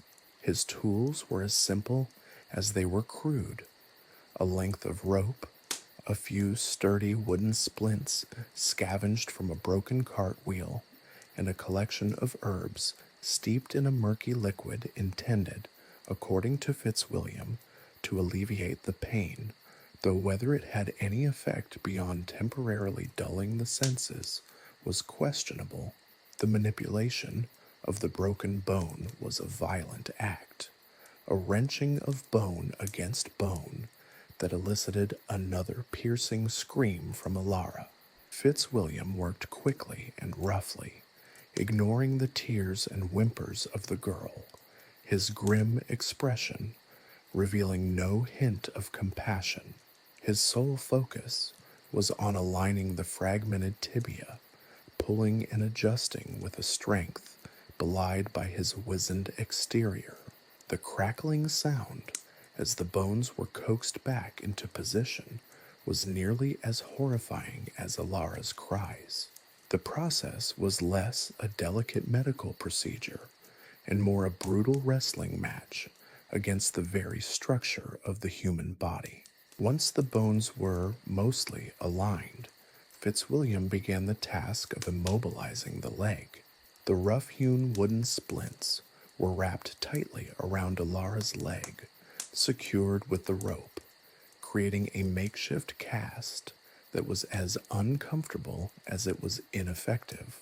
The pressure exerted by the poorly fitted splints cut into her flesh, causing further discomfort. The herbal concoction, rather than relieving the pain, seemed only to make Ilara nauseous, her stomach churning in a symphony of discomfort that added to her agony. Ilara spent the next several weeks in a state of constant agony. The makeshift cast, while keeping her leg relatively still, provided little comfort, chafing against her skin and creating painful sores. The slightest movement sent jolts of pain shooting up her leg, rendering even the most basic tasks, like eating or drinking, an ordeal. Sleep was a rare luxury, often interrupted by waves of pain that would awaken her, leaving her drenched in sweat and trembling with agony. Her once bright eyes were now dull and sunken, the vivacity of the harvest festival a distant memory. Her recovery was slow and arduous, punctuated by bouts of fever, infection, and the incessant nagging pain. The absence of modern antibiotics meant that even the smallest infection was a serious threat, capable of turning a simple bone fracture into a deadly sepsis. The medieval methods of healing were inadequate.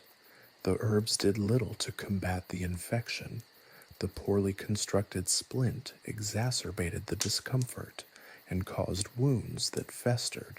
The story of Alara's broken leg isn't just a narrative of medical misadventure. It's a testament to the resilience of the human spirit in the face of unrelenting pain. It's a gruesome glimpse into a time where even a relatively simple injury could lead to prolonged suffering, disability, and even death.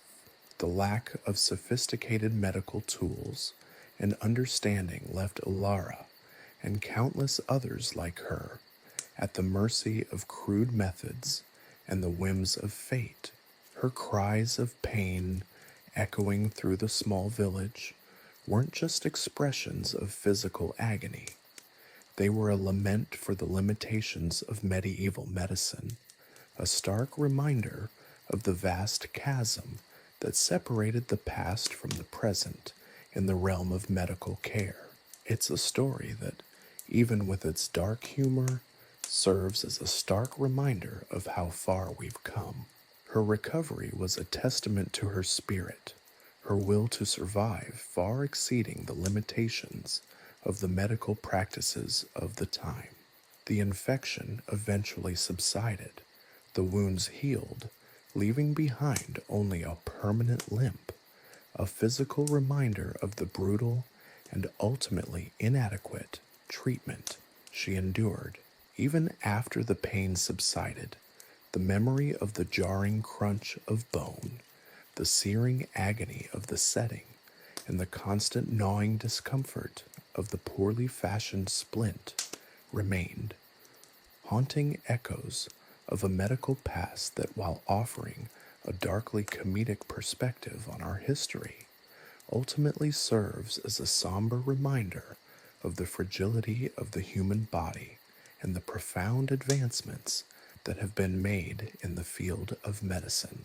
The slight limp, a permanent testament to the inadequacies of medieval medical practice, would become a subject of local folklore, a chilling yet cautionary tale of a time when even a broken bone could be a life-altering and potentially fatal event.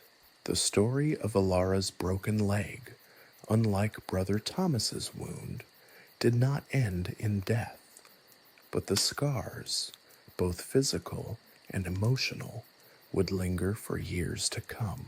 Her experience, however, served as a stark and visceral reminder of the stark realities of medieval medical practices, and how readily even a seemingly minor injury could turn into a battle for survival. The story became a local legend, a grim reminder of the precariousness of life and the stark limitations of healing in a time before modern medicine. The village elder, Agnes, a woman whose face was a roadmap of wrinkles etched by sun, wind, and worry, clutched her stomach, her knuckles bone white against the rough-spun fabric of her dress. The pain, she explained to the traveling physician, Master Elias, a man whose medical kit was less impressive than a traveling peddler's, had begun subtly, a low throb deep within her abdomen. It had started weeks ago, a mere discomfort, easily dismissed as indigestion or the result of a particularly spicy stew.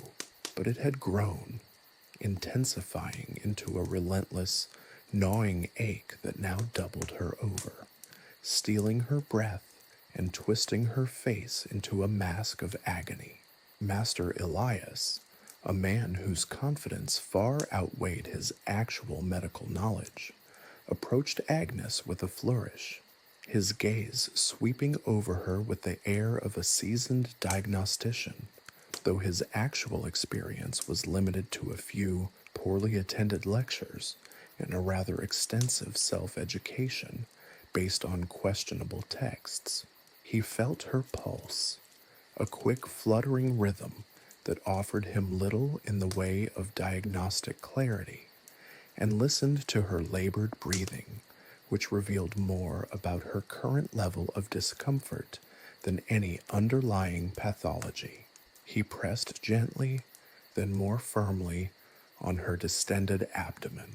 Agnes cried out, a sharp, pained gasp that echoed through the small, dimly lit cottage. Master Elias noted the rigidity of her abdominal muscles, a sign, he concluded, of some internal inflammation.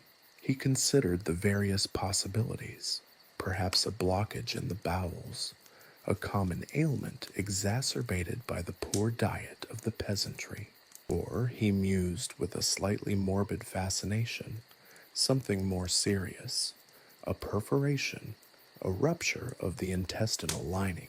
Such things were often fatal, but also, he thought with a certain professional detachment, quite intriguing.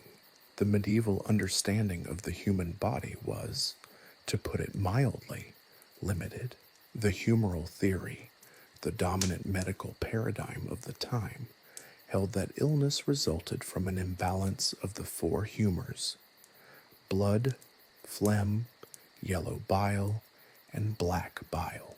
Master Elias, despite his limited training, clung to these antiquated concepts, believing that Agnes's pain stemmed from an excess of one or more of these elusive fluids.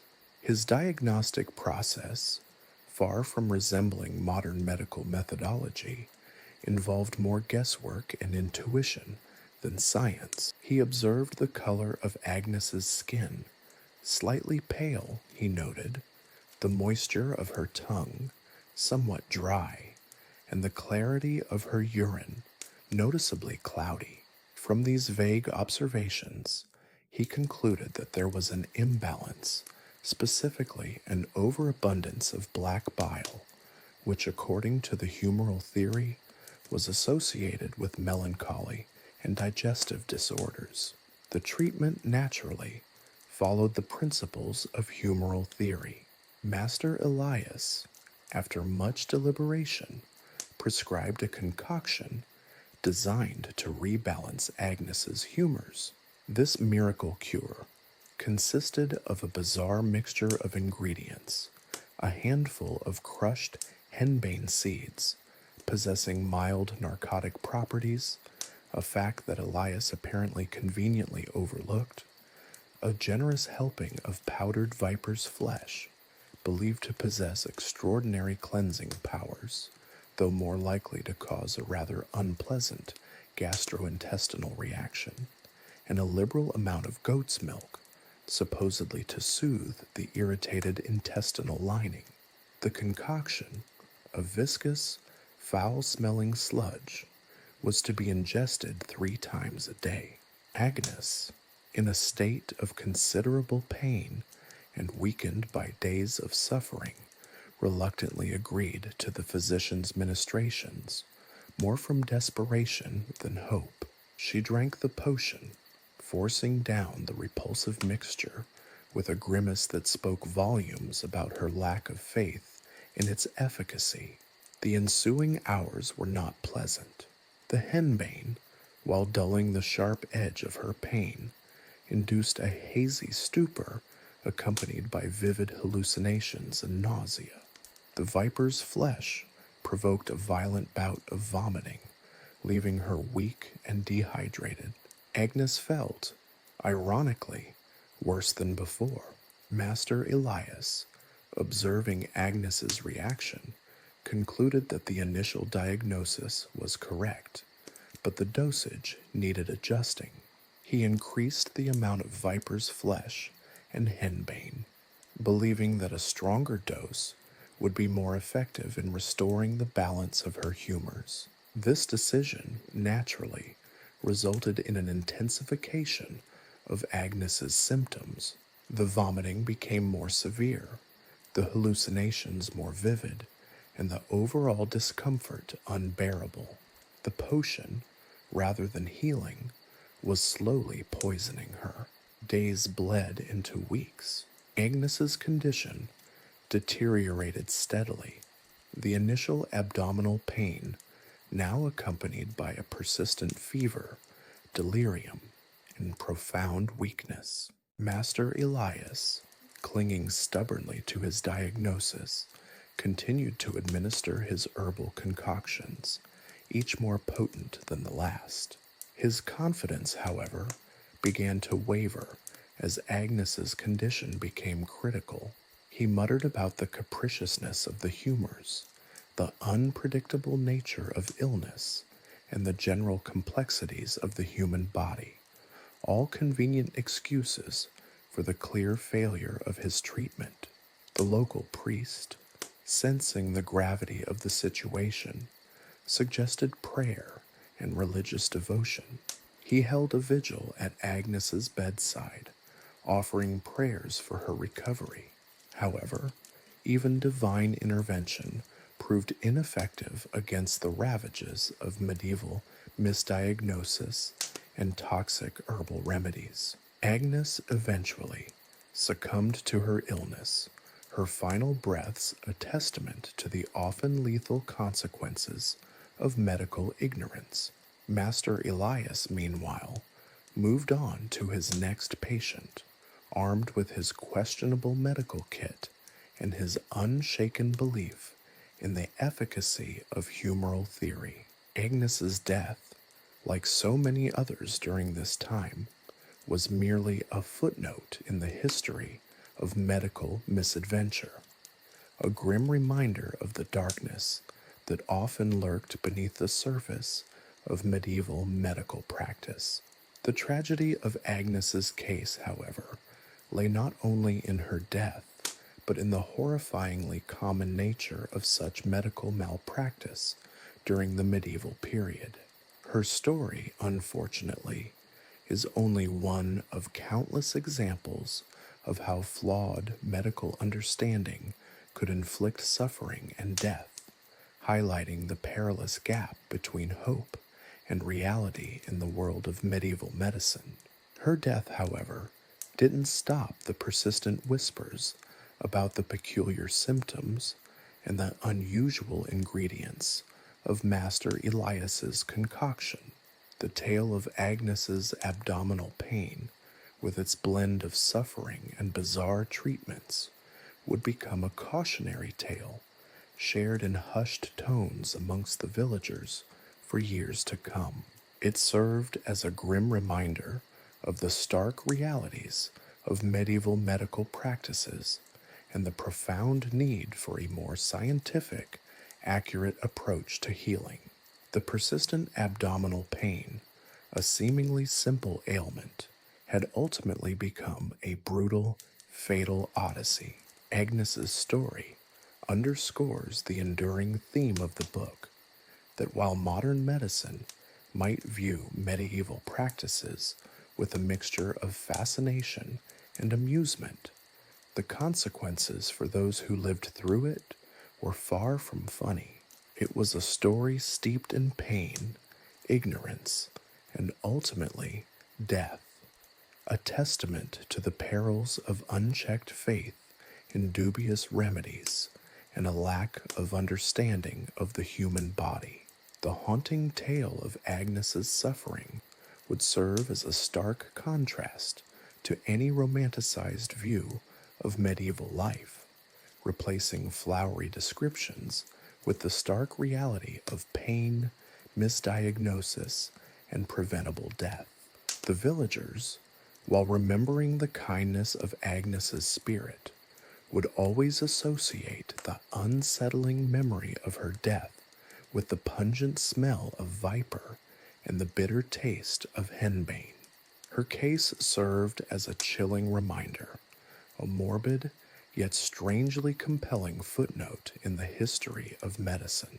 Let us turn our gaze now to the plight of Thomas, a miller from the small village of Oakhaven. Thomas, a man whose life revolved around the rhythmic churn of his watermill, found his world irrevocably altered by a chronic cough that had plagued him for over a decade. It began insidiously, a mere tickle in his throat, easily dismissed as a common cold. But as the seasons turned, so too did the nature of his ailment. The cough became persistent, a rasping, rattling sound that echoed through his humble cottage, a constant reminder of the insidious disease consuming him. His initial attempts at self-treatment involved the usual remedies: honey and lemon for a soothing effect, herbal teas to relieve congestion, and the occasional dose of whatever questionable concoction the village apothecary, a wizened old woman with more superstition than scientific knowledge, deemed appropriate. These remedies, however, offered little relief. The cough persisted, growing progressively worse, eventually accompanied by night sweats, debilitating fatigue, and a relentless shortness of breath that left him gasping for air.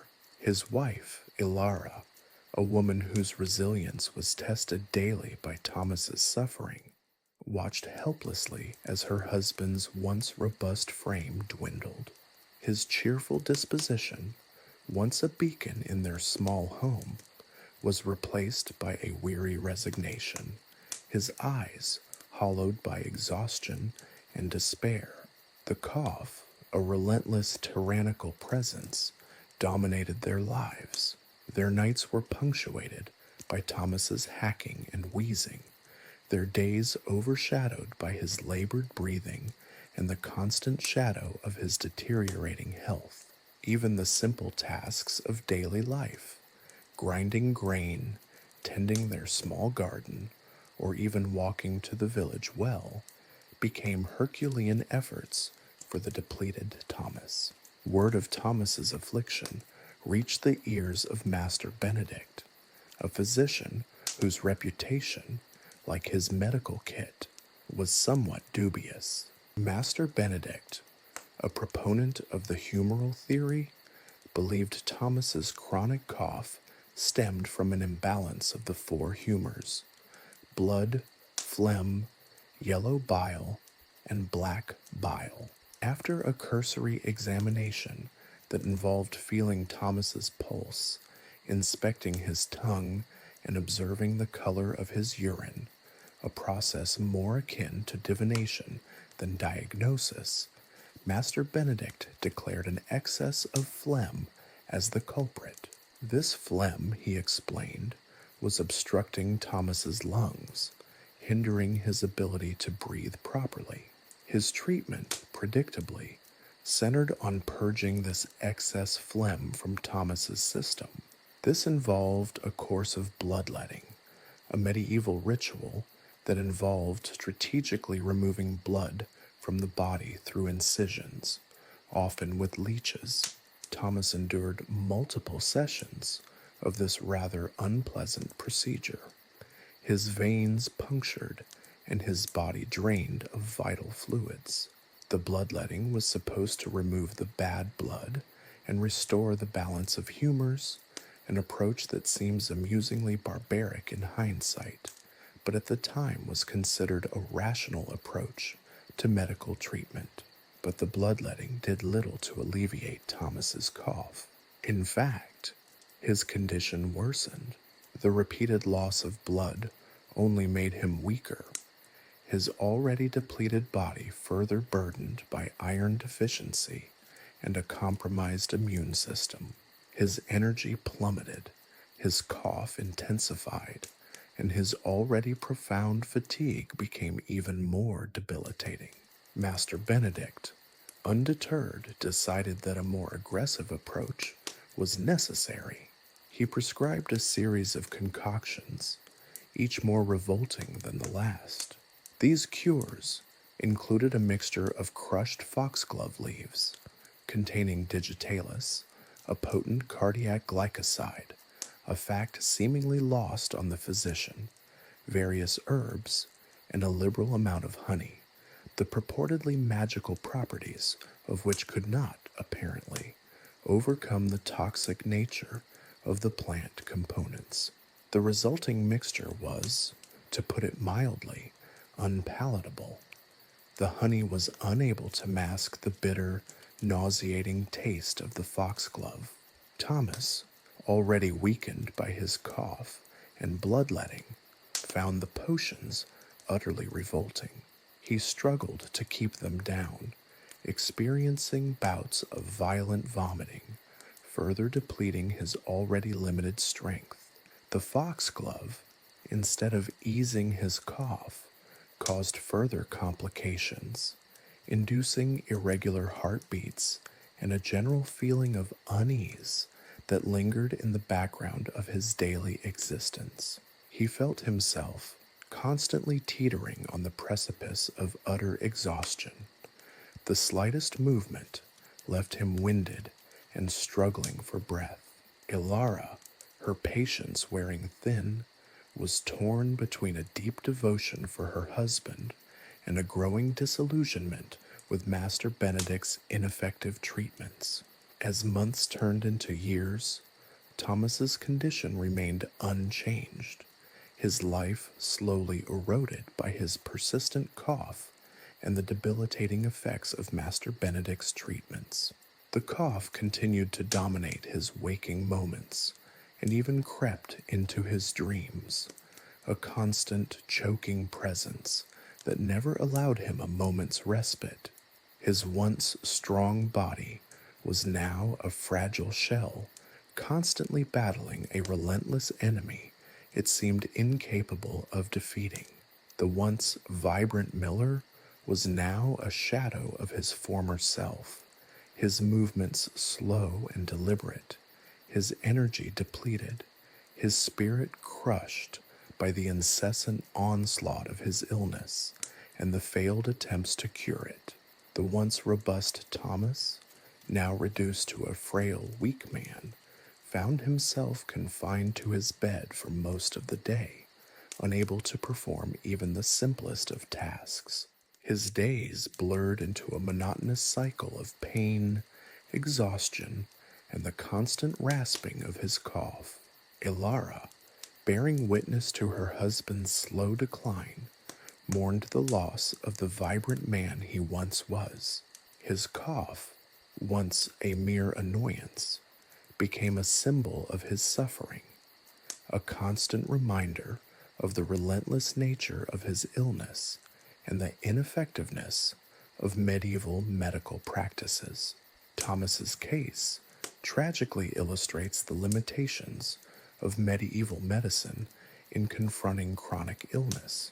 His suffering highlights the stark contrast between the hopes for healing and the brutal reality of ineffective treatments, and the profound lack of understanding regarding the complexities of the human body. It emphasizes the horrifying consequences of misdiagnosis and the futile attempts to cure an illness through practices that, ironically, often exacerbated the very problem they were meant to alleviate. Thomas's story, like those of many others in the medieval period, serves as a poignant reminder of the profound need for a better understanding of disease and the development of effective treatments, a need that would not be met for centuries to come. His legacy remains a chilling commentary on the limitations of medieval medicine and a somber acknowledgement of the suffering it inflicted on countless individuals. His tale, while sorrowful, is a valuable lesson in the long and often painful journey of medical progress. Chapter 4: Lessons Learned from the Past.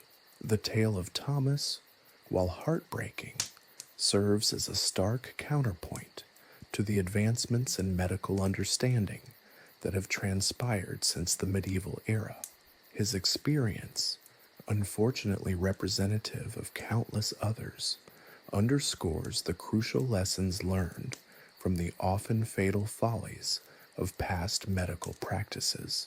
The humoral theory, while seemingly quaint now, held sway for centuries, guiding treatments based on a profoundly flawed understanding of the body's internal workings. The very notion of balancing humors through bloodletting, purging, and the ingestion of questionable concoctions, a process often more likely to harm than heal, seems ludicrous in the context of modern medical science. Consider the dramatic shift in our understanding of respiratory illnesses. Thomas's persistent cough, likely tuberculosis, or perhaps even pneumonia, was treated with methods that not only failed to address the underlying cause, but actively weakened his already compromised system. The lack of diagnostic tools and the absence of a germ theory of disease meant that physicians like Master Benedict were essentially operating in the dark, relying on guesswork and traditional remedies that often proved more harmful than helpful. Modern medicine, by contrast, possesses sophisticated diagnostic techniques, from chest x-rays and CT scans to sputum cultures and advanced blood tests.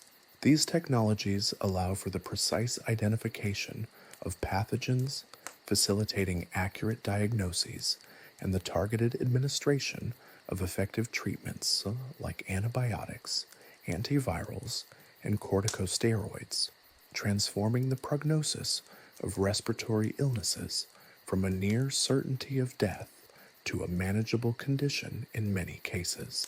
The evolution of our understanding of the cardiovascular system also presents a fascinating contrast.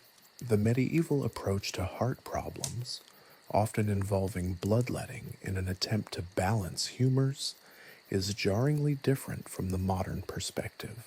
Today, we understand the intricate mechanisms of the circulatory system, the importance of blood pressure and heart rate, and the complex interplay of various factors influencing cardiovascular health. Advanced imaging technologies like echocardiograms and cardiac catheterizations allow physicians to visualize the heart's structure and function with unparalleled detail, enabling the early detection and treatment of conditions like heart failure, coronary artery disease, and congenital heart defects, conditions that were essentially untreatable in the medieval period.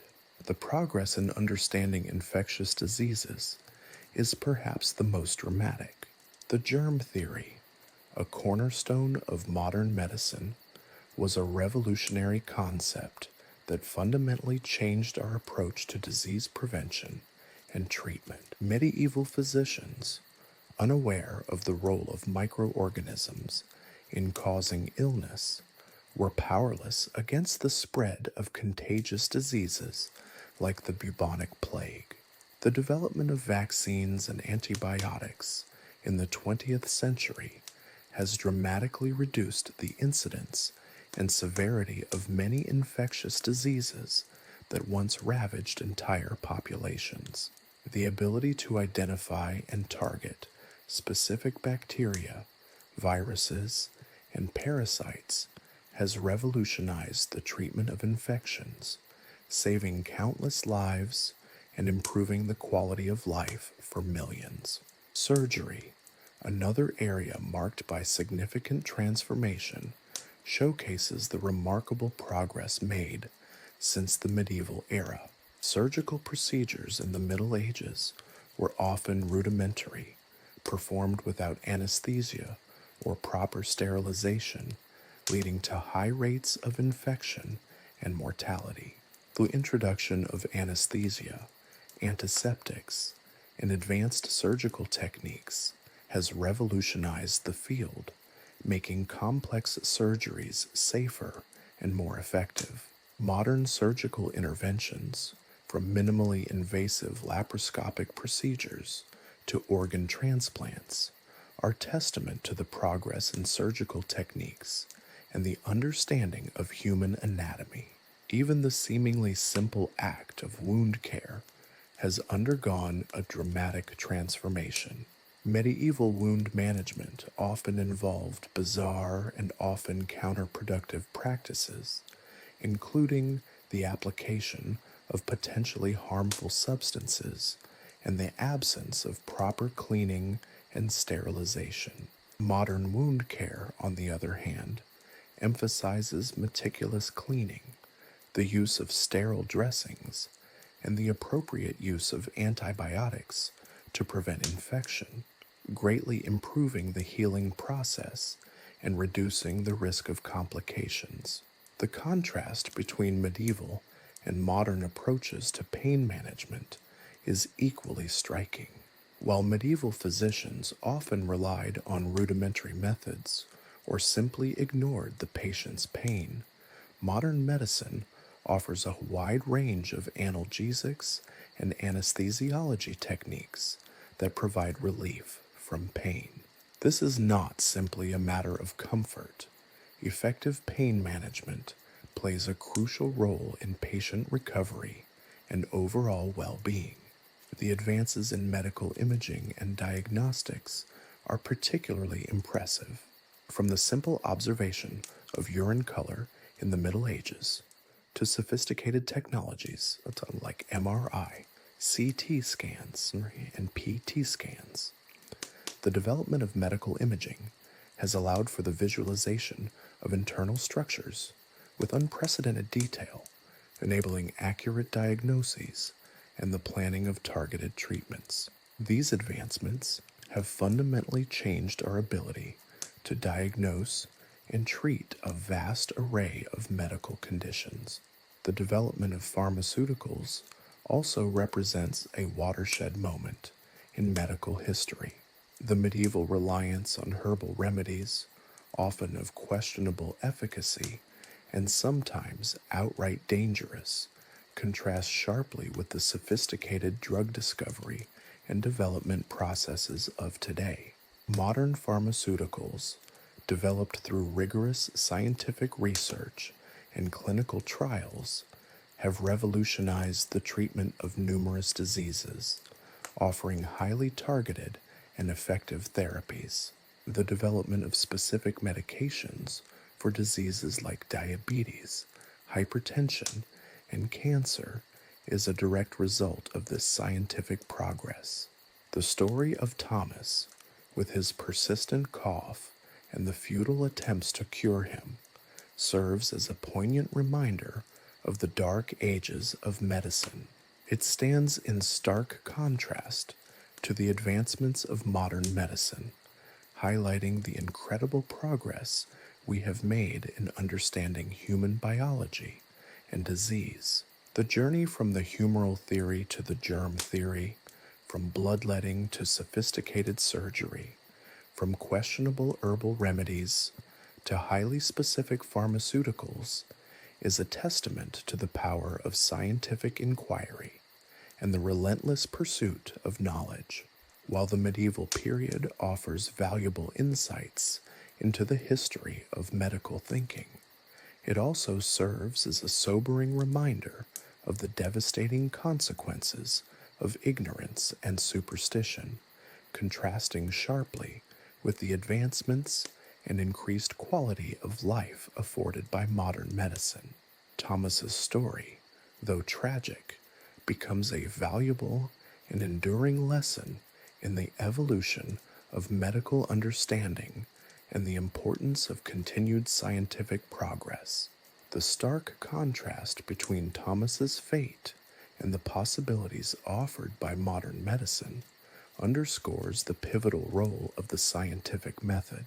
Medieval medical practice, for all its earnest intentions, often stumbled blindly in the darkness of superstition and tradition. The humoral theory, with its emphasis on balancing bodily humors, served as a framework, but a deeply flawed one. It provided a seemingly logical structure to understand illness, but its underlying assumptions were fundamentally incorrect. This resulted in treatments, bloodletting, purging, and the ingestions of bizarre concoctions that often exacerbated the patient's condition instead of alleviating it. The scientific method, on the other hand, embraces a rigorous and systematic approach to acquiring knowledge based on observation, experimentation, and the critical evaluation of evidence. It demands a constant questioning of assumptions and a willingness to revise theories in light of new data.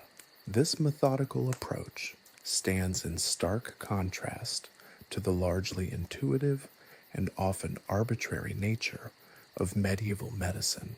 Consider, for example, the treatment of wounds. While a modern physician would meticulously clean and sterilize a wound, potentially administering antibiotics to prevent infection, medieval practitioners might apply poultices of questionable ingredients, potentially introducing further infection. Their rationale, rooted in folklore and tradition, often lacked any basis in scientific understanding. The scientific method, with its emphasis on controlled experiments and the replication of results, would quickly expose the ineffectiveness and often harmfulness of such practices. The absence of a germ theory of disease in the Middle Ages highlights the limitations of a purely observational approach to medical understanding. Medieval physicians could observe the symptoms of illness and correlate them with certain treatments, but they lacked the tools and conceptual framework to understand the underlying causes of many diseases. The discovery of microorganisms and the subsequent development of the germ theory revolutionized our understanding of infectious diseases, shifting medical practice from a speculative approach to a scientifically grounded one. The scientific method facilitated this breakthrough, allowing researchers to systematically investigate the role of microbes in causing disease, leading to breakthroughs in prevention and treatment, including vaccines and antibiotics. This is a far cry from relying on charms, amulets, and prayers to ward off disease, practices which were commonplace in medieval times. Similarly, the development of diagnostic tools such as X-rays, MRIs, and CT scans relies heavily on the principles of the scientific method. These technologies were not born from intuition or superstition, but rather from decades of painstaking research, experimentation, and technological advancement. Each new technology went through rigorous testing and validation, ensuring its reliability and accuracy before widespread adoption. In stark contrast, medieval diagnosis often relied on subjective observations, such as the color of a patient's urine or the state of their pulse, with little or no objective validation. The scientific method provides a pathway for continuous improvement, enabling us to refine our diagnostic tools and create more effective treatments. The case of surgery provides another telling example. Medieval surgical procedures, often performed without anesthesia or proper sterilization, frequently resulted in infection and death. The introduction of antiseptics, anesthesia, and aseptic techniques, all products of scientific investigation and rigorous testing, dramatically altered the course of surgery. Modern surgical techniques, from minimally invasive procedures to complex organ transplants, are a testament to the transformative power of the scientific method. This stands in stark contrast to the perilous procedures of the Middle Ages, where the surgeon's skill often hinged on luck and the patient's resilience rather than on scientific understanding. Even the seemingly simple act of prescribing medications shows a vast difference.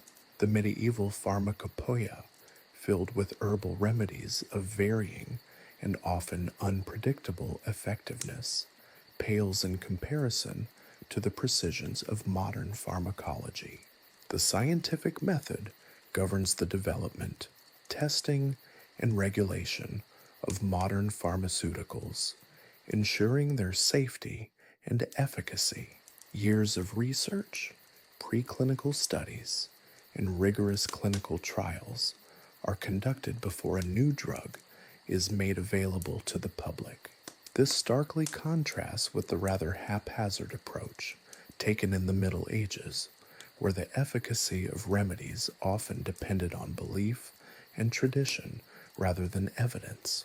Modern drug development is a testament to the power of the scientific method to generate precise, effective, and safe therapies. The progression from the rudimentary understanding of human anatomy in the Middle Ages to the sophisticated knowledge we possess today further emphasizes the importance of the scientific method. Medieval anatomical knowledge, often based on dissections of animals and limited human observation, was often inaccurate and incomplete. The development of anatomical models, detailed dissections, and sophisticated imaging techniques has greatly enhanced our comprehension of the human body's complex structures and functions. This meticulous approach, grounded in the scientific method, is responsible for the advancement from vague and limited knowledge of anatomy to the detailed understanding we possess today. The evolution of pain management also reflects the transformative power of scientific inquiry. Medieval approaches to pain management were extremely limited, relying on rudimentary techniques and often overlooking the patient's suffering. Modern anesthesiology and the development of effective analgesics have fundamentally changed pain management, improving patient outcomes and quality of life. This progress underscores the effectiveness of the scientific method in developing innovative treatments that address critical patient needs, something unimaginable in the medieval period. The very structure of modern medicine is built upon the foundations of the scientific method. From the design of clinical trials to the analysis of research data, the scientific method is the cornerstone of medical progress. Peer review, replication of studies, and the ongoing refinement of medical knowledge based on new evidence all exemplify this rigorous approach. The relentless pursuit of knowledge and the continuous questioning of assumptions are vital elements of a system designed to improve and advance medical treatments based on evidence, not tradition or superstition. In contrast, medieval medical practices, often entrenched in superstition and folklore, lacked this essential feedback loop, hindering innovation and perpetuating ineffective and sometimes dangerous treatments. The disparity between the medieval world and modern medicine is not merely one of technological advancement, but also of fundamental philosophy. The medieval approach to medicine, while sometimes genuinely well-meaning, was fundamentally constrained by its reliance on tradition, dogma, and a lack of systematic investigation. The scientific method, with its emphasis on observation, experimentation, and critical evaluation, provided a crucial pathway towards a more accurate and effective understanding of the human body and disease. Thomas's story serves not only as a poignant reminder of past suffering, but also as a compelling testament to the power of scientific progress and the indispensable role of the scientific method in the quest for better health care. The journey from the unpredictable remedies of the past to the precise interventions of modern medicine showcases the transformative influence of a methodical, scientifically driven approach, leaving behind the chaotic era of medieval medicine in its wake. The tale of Thomas, tragically lost to a misguided medieval cure, serves as a chilling introduction to a far broader issue: the devastating consequences of misinformation. While Thomas's experience involved the misapplication of established, though flawed, medical theory, the medieval period also witnessed the rampant spread of wholly fabricated cures and dangerous falsehoods. The absence of reliable information dissemination channels, coupled with widespread illiteracy and a deep-seated reliance on superstition, created a fertile ground for medical misinformation to flourish. Imagine a world where the advice of a traveling peddler, spouting dubious remedies gleaned from whispered rumors and ancient texts of questionable origin, held equal sway with the pronouncements of a learned physician. This was the reality of medieval life, a reality where the line between helpful advice and deadly deception was dangerously blurred. One particularly insidious form of misinformation involved the promotion of miracle cures. These often centered around sacred relics or individuals blessed with supposed healing powers. A splinter of the true cross, a scrap of cloth purportedly touched by a saint, or a holy man with a gift for laying on of hands. These were all touted as possessing miraculous, curative abilities.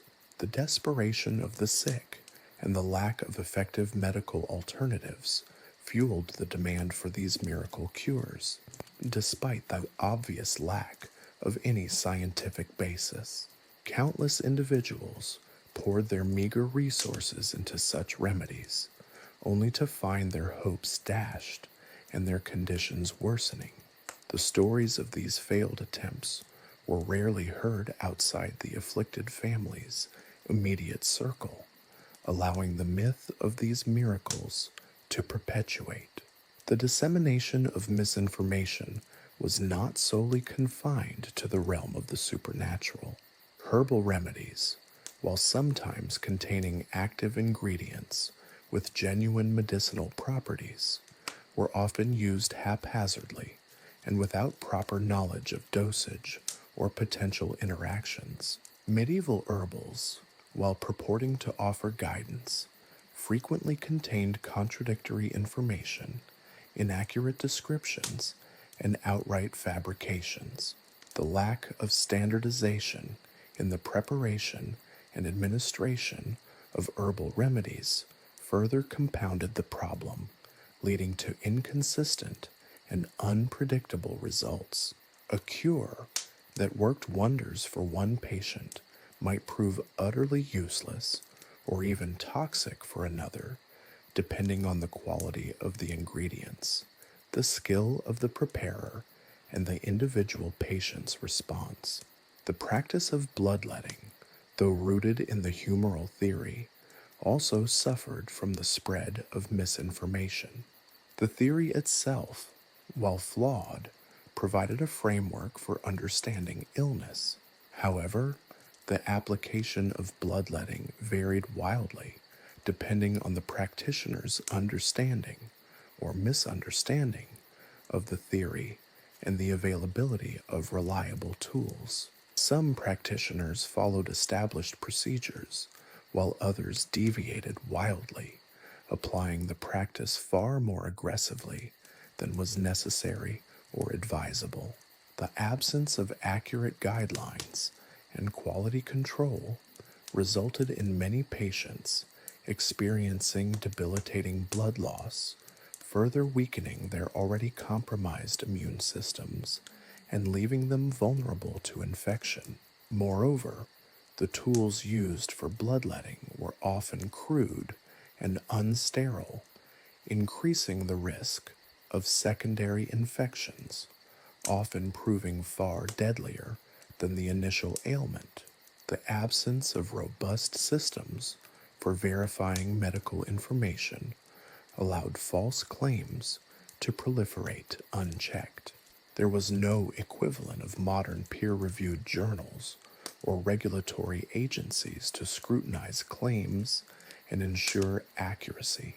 The spread of information relied primarily on word of mouth, handwritten manuscripts, and sometimes traveling performers and preachers, often lacking any scientific rigor or fact checking. This made it exceedingly difficult to distinguish between reliable advice and dangerous falsehoods, leaving individuals vulnerable to manipulation and exploitation. Consider, for example, the spread of rumors regarding contagious diseases. The understanding of disease transmission was primitive, leading to a variety of misguided beliefs and practices. Some believed that diseases were caused by imbalances in the humors, while others attributed them to miasma or bad air. These beliefs led to various practices, some harmless, others potentially deadly. The belief in miasma, for instance, led people to believe that strong scents could ward off disease, resulting in the use of highly perfumed oils and concoctions, which in actuality did nothing to prevent infection and often contributed to irritation or allergic reactions. The misinformation surrounding contagious diseases often resulted in inappropriate quarantine practices, ranging from mild social distancing to harsh and unnecessary isolation, further compounding the suffering of those already afflicted. Even physicians, despite their standing in the community, were not immune to disseminating misinformation. Their knowledge was limited by the prevailing medical theories and the available tools. They may have genuinely believed in the effectiveness of their treatments, even if those treatments were based on flawed understanding or outdated information. Their authority, in a time when medical knowledge was largely fragmented and unverifiable, gave unwarranted credibility to their claims and practices. The lack of standardized medical education further exacerbated the spread of misinformation. Medical training varied significantly, from apprenticeships under established physicians to self-taught practitioners. There was no standard curriculum, and the quality of instruction varied widely. This resulted in a wide range of competency levels among practitioners, making it difficult for patients to assess the credibility of their medical advisors. In this chaotic landscape, misinformation could spread unchecked, with significant consequences for patients. The problem of misinformation in medieval medicine highlights the importance of critical thinking and the use of reliable sources of information. Today, we are still faced with the challenge of distinguishing credible information from misinformation, albeit in a different context. In our information-saturated age, the proliferation of false or misleading information about health and medicine remains a significant concern. The ease with which misinformation can spread through social media and other digital channels presents unique challenges, requiring us to be even more vigilant in evaluating the sources and claims we encounter. While the medieval period presents a stark contrast to modern medicine, the underlying issue of misinformation remains timeless. The lessons learned from the past serve as a reminder of the potential consequences of blindly accepting information without critical examination and verifying the credibility of its sources. The story of Thomas and the countless others who fell victim to the dangers of misinformation should inspire us to be more discerning in our pursuit of health information and to appreciate the vast strides made by modern medicine in combating the spread of false and harmful claims. The need for verifiable knowledge, critical analysis, and reliable information sources, far from being a modern concern, is a fundamental requirement, the absence of which has historically yielded profound and catastrophic consequences. The ghost of Thomas's suffering continues to echo through the centuries, a chilling reminder of a lesson we cannot afford to forget.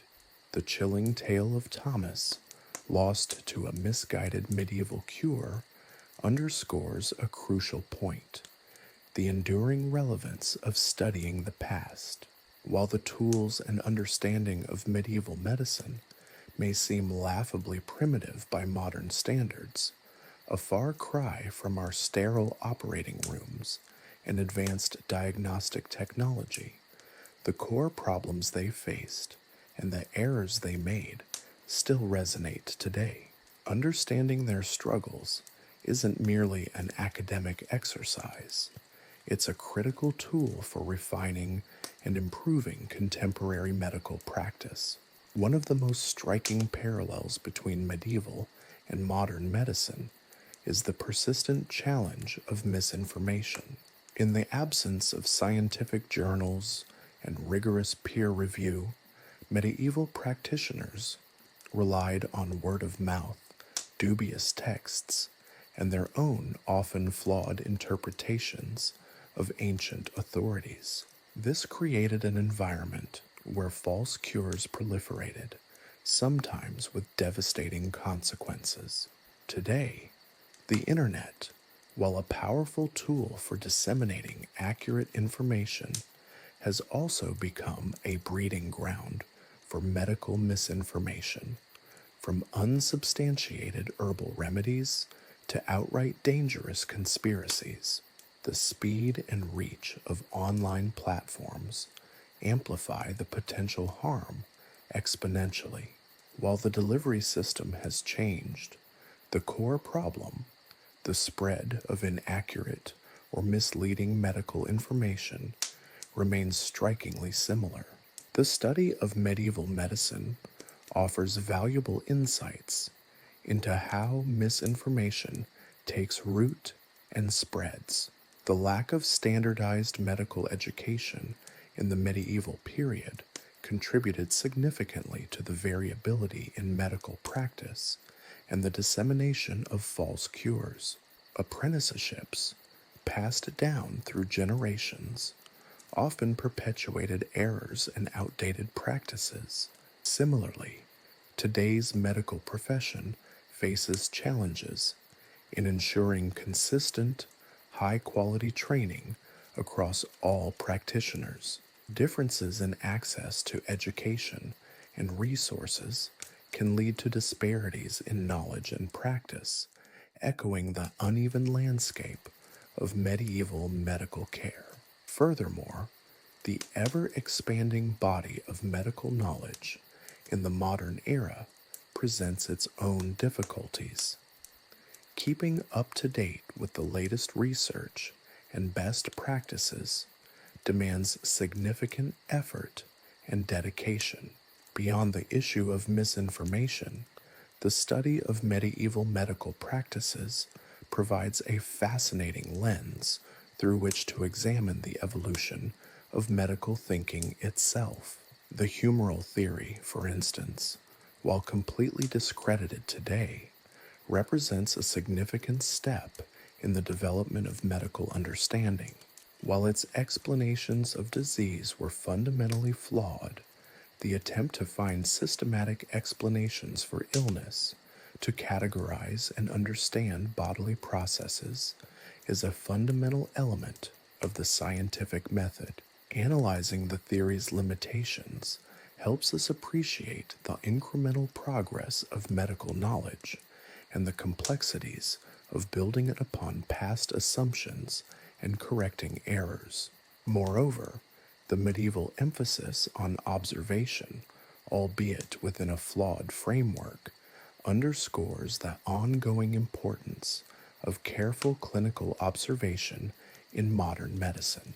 Even with advanced diagnostic technology, careful observation remains a cornerstone of effective medical practice.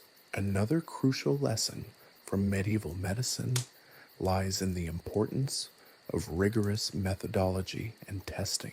Medieval remedies, often based on superstition and anecdotal evidence, lacked the controlled trials and systematic evaluations that underpin modern medical research.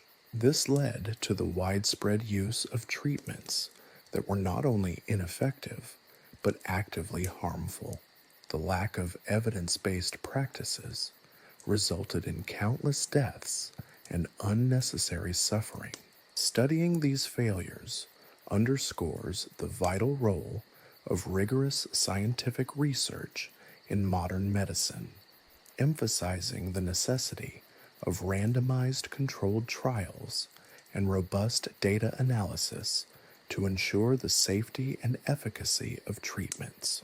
The focus on hygiene, or rather the shocking lack thereof, in medieval medical practices provides a compelling contrast to modern sterilization techniques. The spread of infection was rampant, often exacerbating existing illnesses and leading to death. The lack of understanding of germ theory and the absence of sterilization practices highlight the monumental advancement modern medicine has made in infection control. This stark contrast serves as a powerful reminder of the importance of hygiene and sanitation in preventing disease. The story of the introduction of antiseptic techniques and the subsequent drastic reduction in post-operative infections provides an uplifting counterpoint to the somber realities of the medieval period.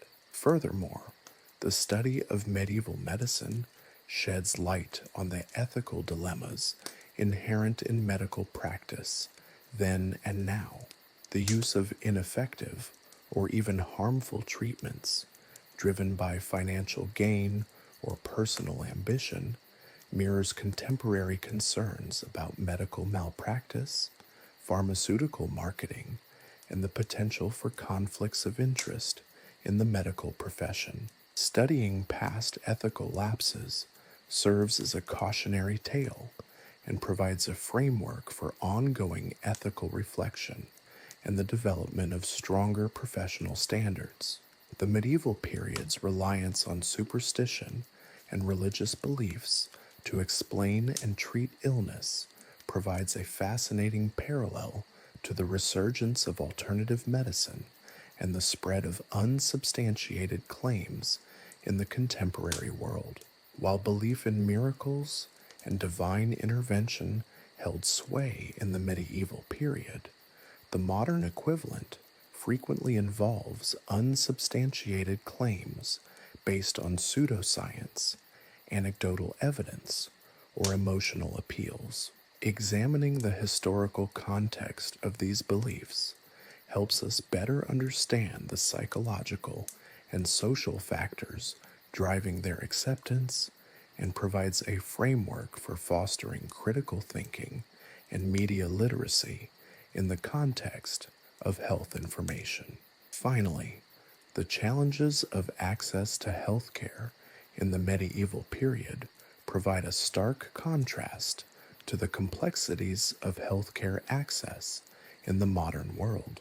While medieval healthcare was largely inaccessible to the majority of the population, contemporary healthcare systems struggle with issues of affordability, equity, and geographic distribution.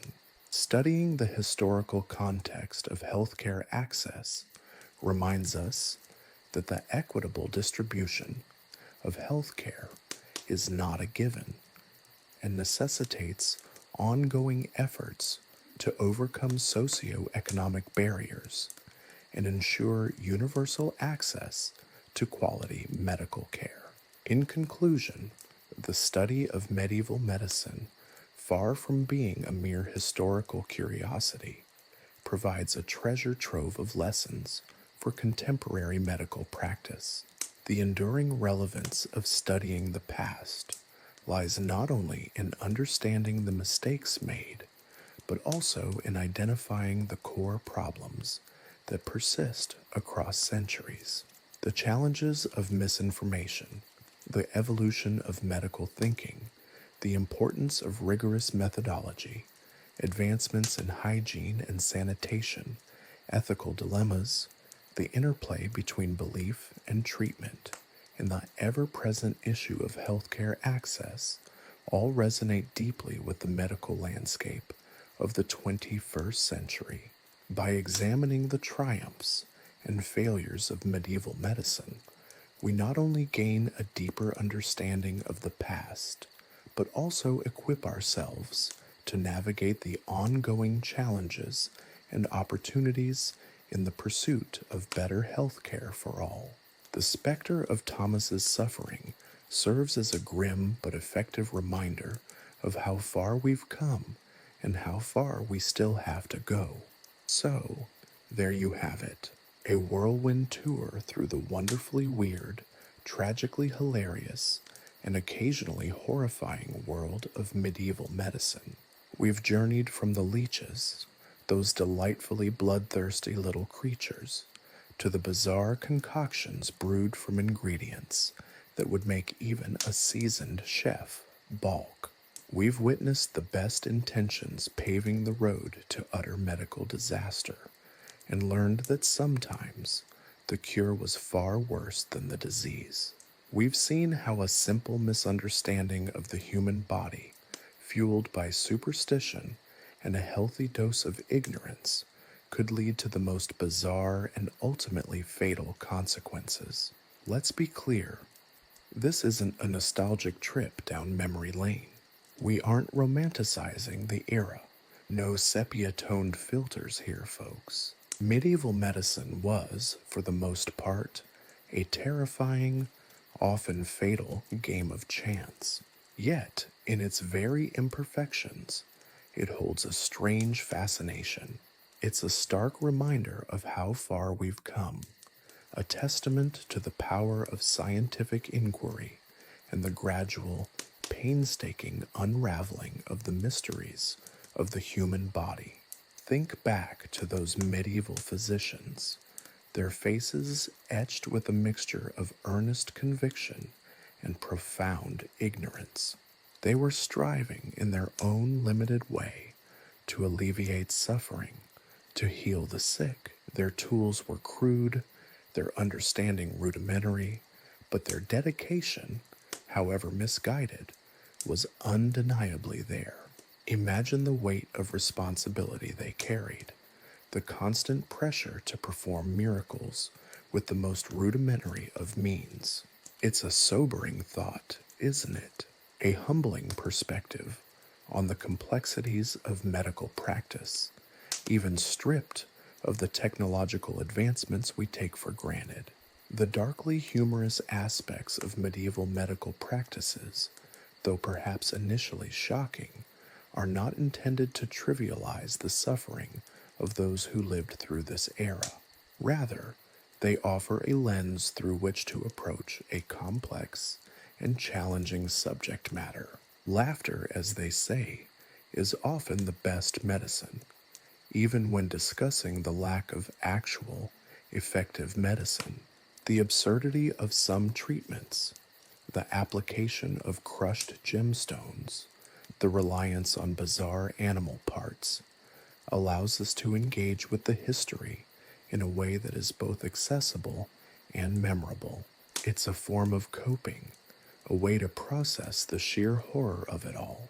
Consider the sheer audacity of some of the medieval remedies, the confidence with which these treatments were prescribed, despite their lack of efficacy, is almost comical in its naivete. But that very confidence is a vital element to understanding the context of the period.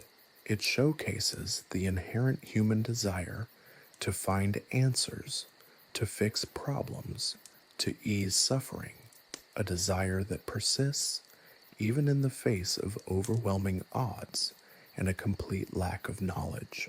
The recurring theme throughout this journey has been the importance of evidence-based practice.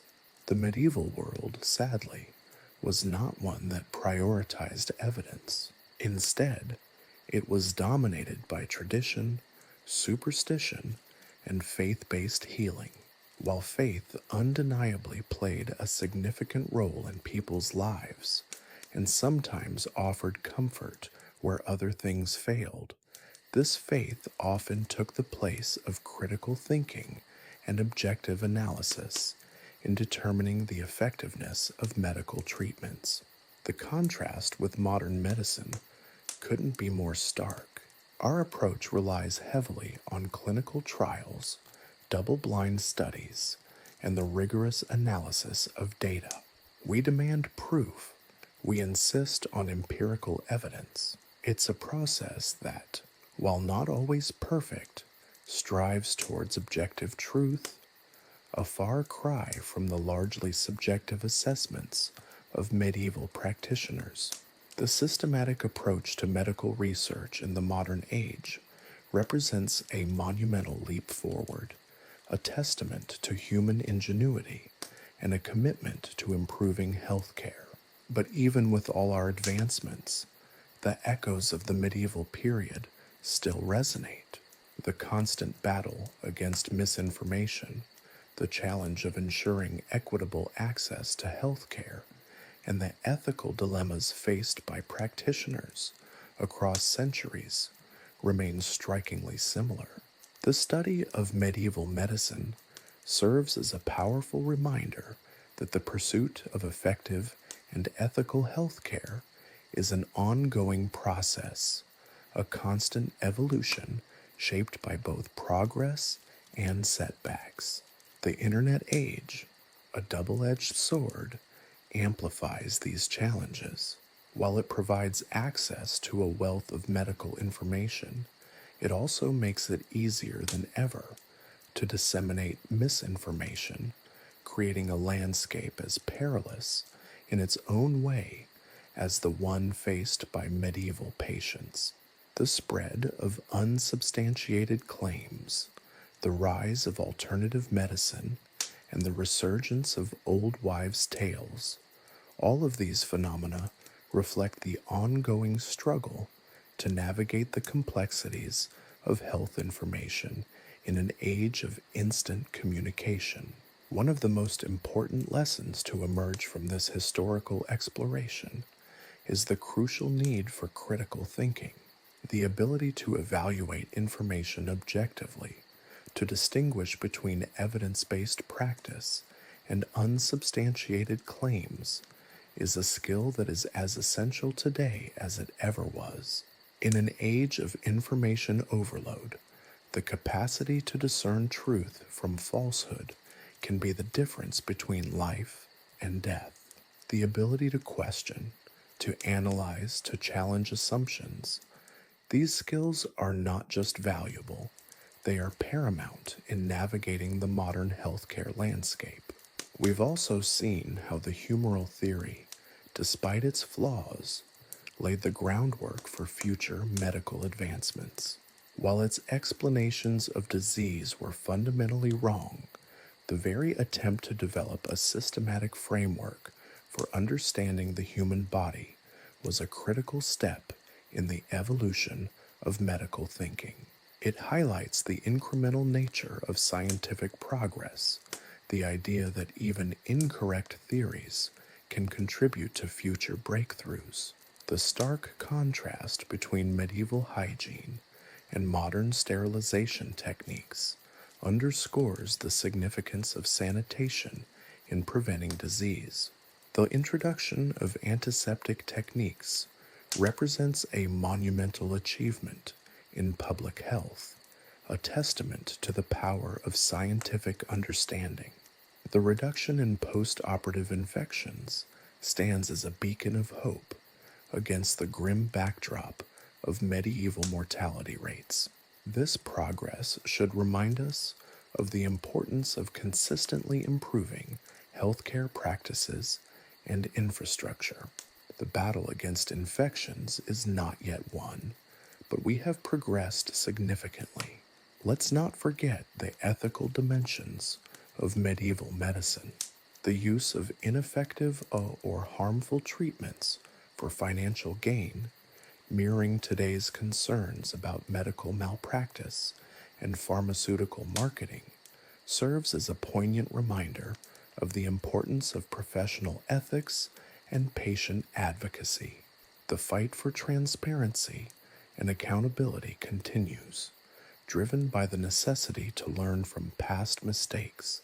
The historical lens on ethical dilemmas highlights the ever-evolving nature of medical ethics and the need for continuous self-reflection within the medical profession.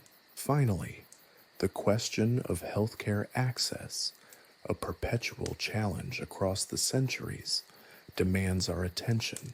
The stark inequalities of the medieval era find echoes in the modern world, with issues of affordability, equity, and geographic disparities plaguing healthcare systems globally. The past serves as a harsh reminder that the equitable distribution of healthcare is not a given. It is a goal that requires constant effort and commitment. In the end, this journey through the history of medieval medicine is not about morbid fascination or schadenfreude. It's about learning from the past, understanding the challenges and opportunities that lie before us, and fostering a deeper appreciation for the advancements in modern medicine. It's about recognizing that the pursuit of better healthcare is an ongoing process, a marathon, not a sprint, and that vigilance, skepticism, and a dedication to evidence-based practice are essential tools in the fight for healthier lives. The lessons learned are not just historical footnotes. They are vital components of a future where healthcare is more effective, more equitable, and hopefully a lot less gruesome. The echoes of the past can guide us toward a healthier future. The laughter, tempered by the gravity of the history, serves as a reminder of the importance of progress. And the specter of Thomas, lost to a misguided cure, lingers as a stark warning to never forget the lessons of the past.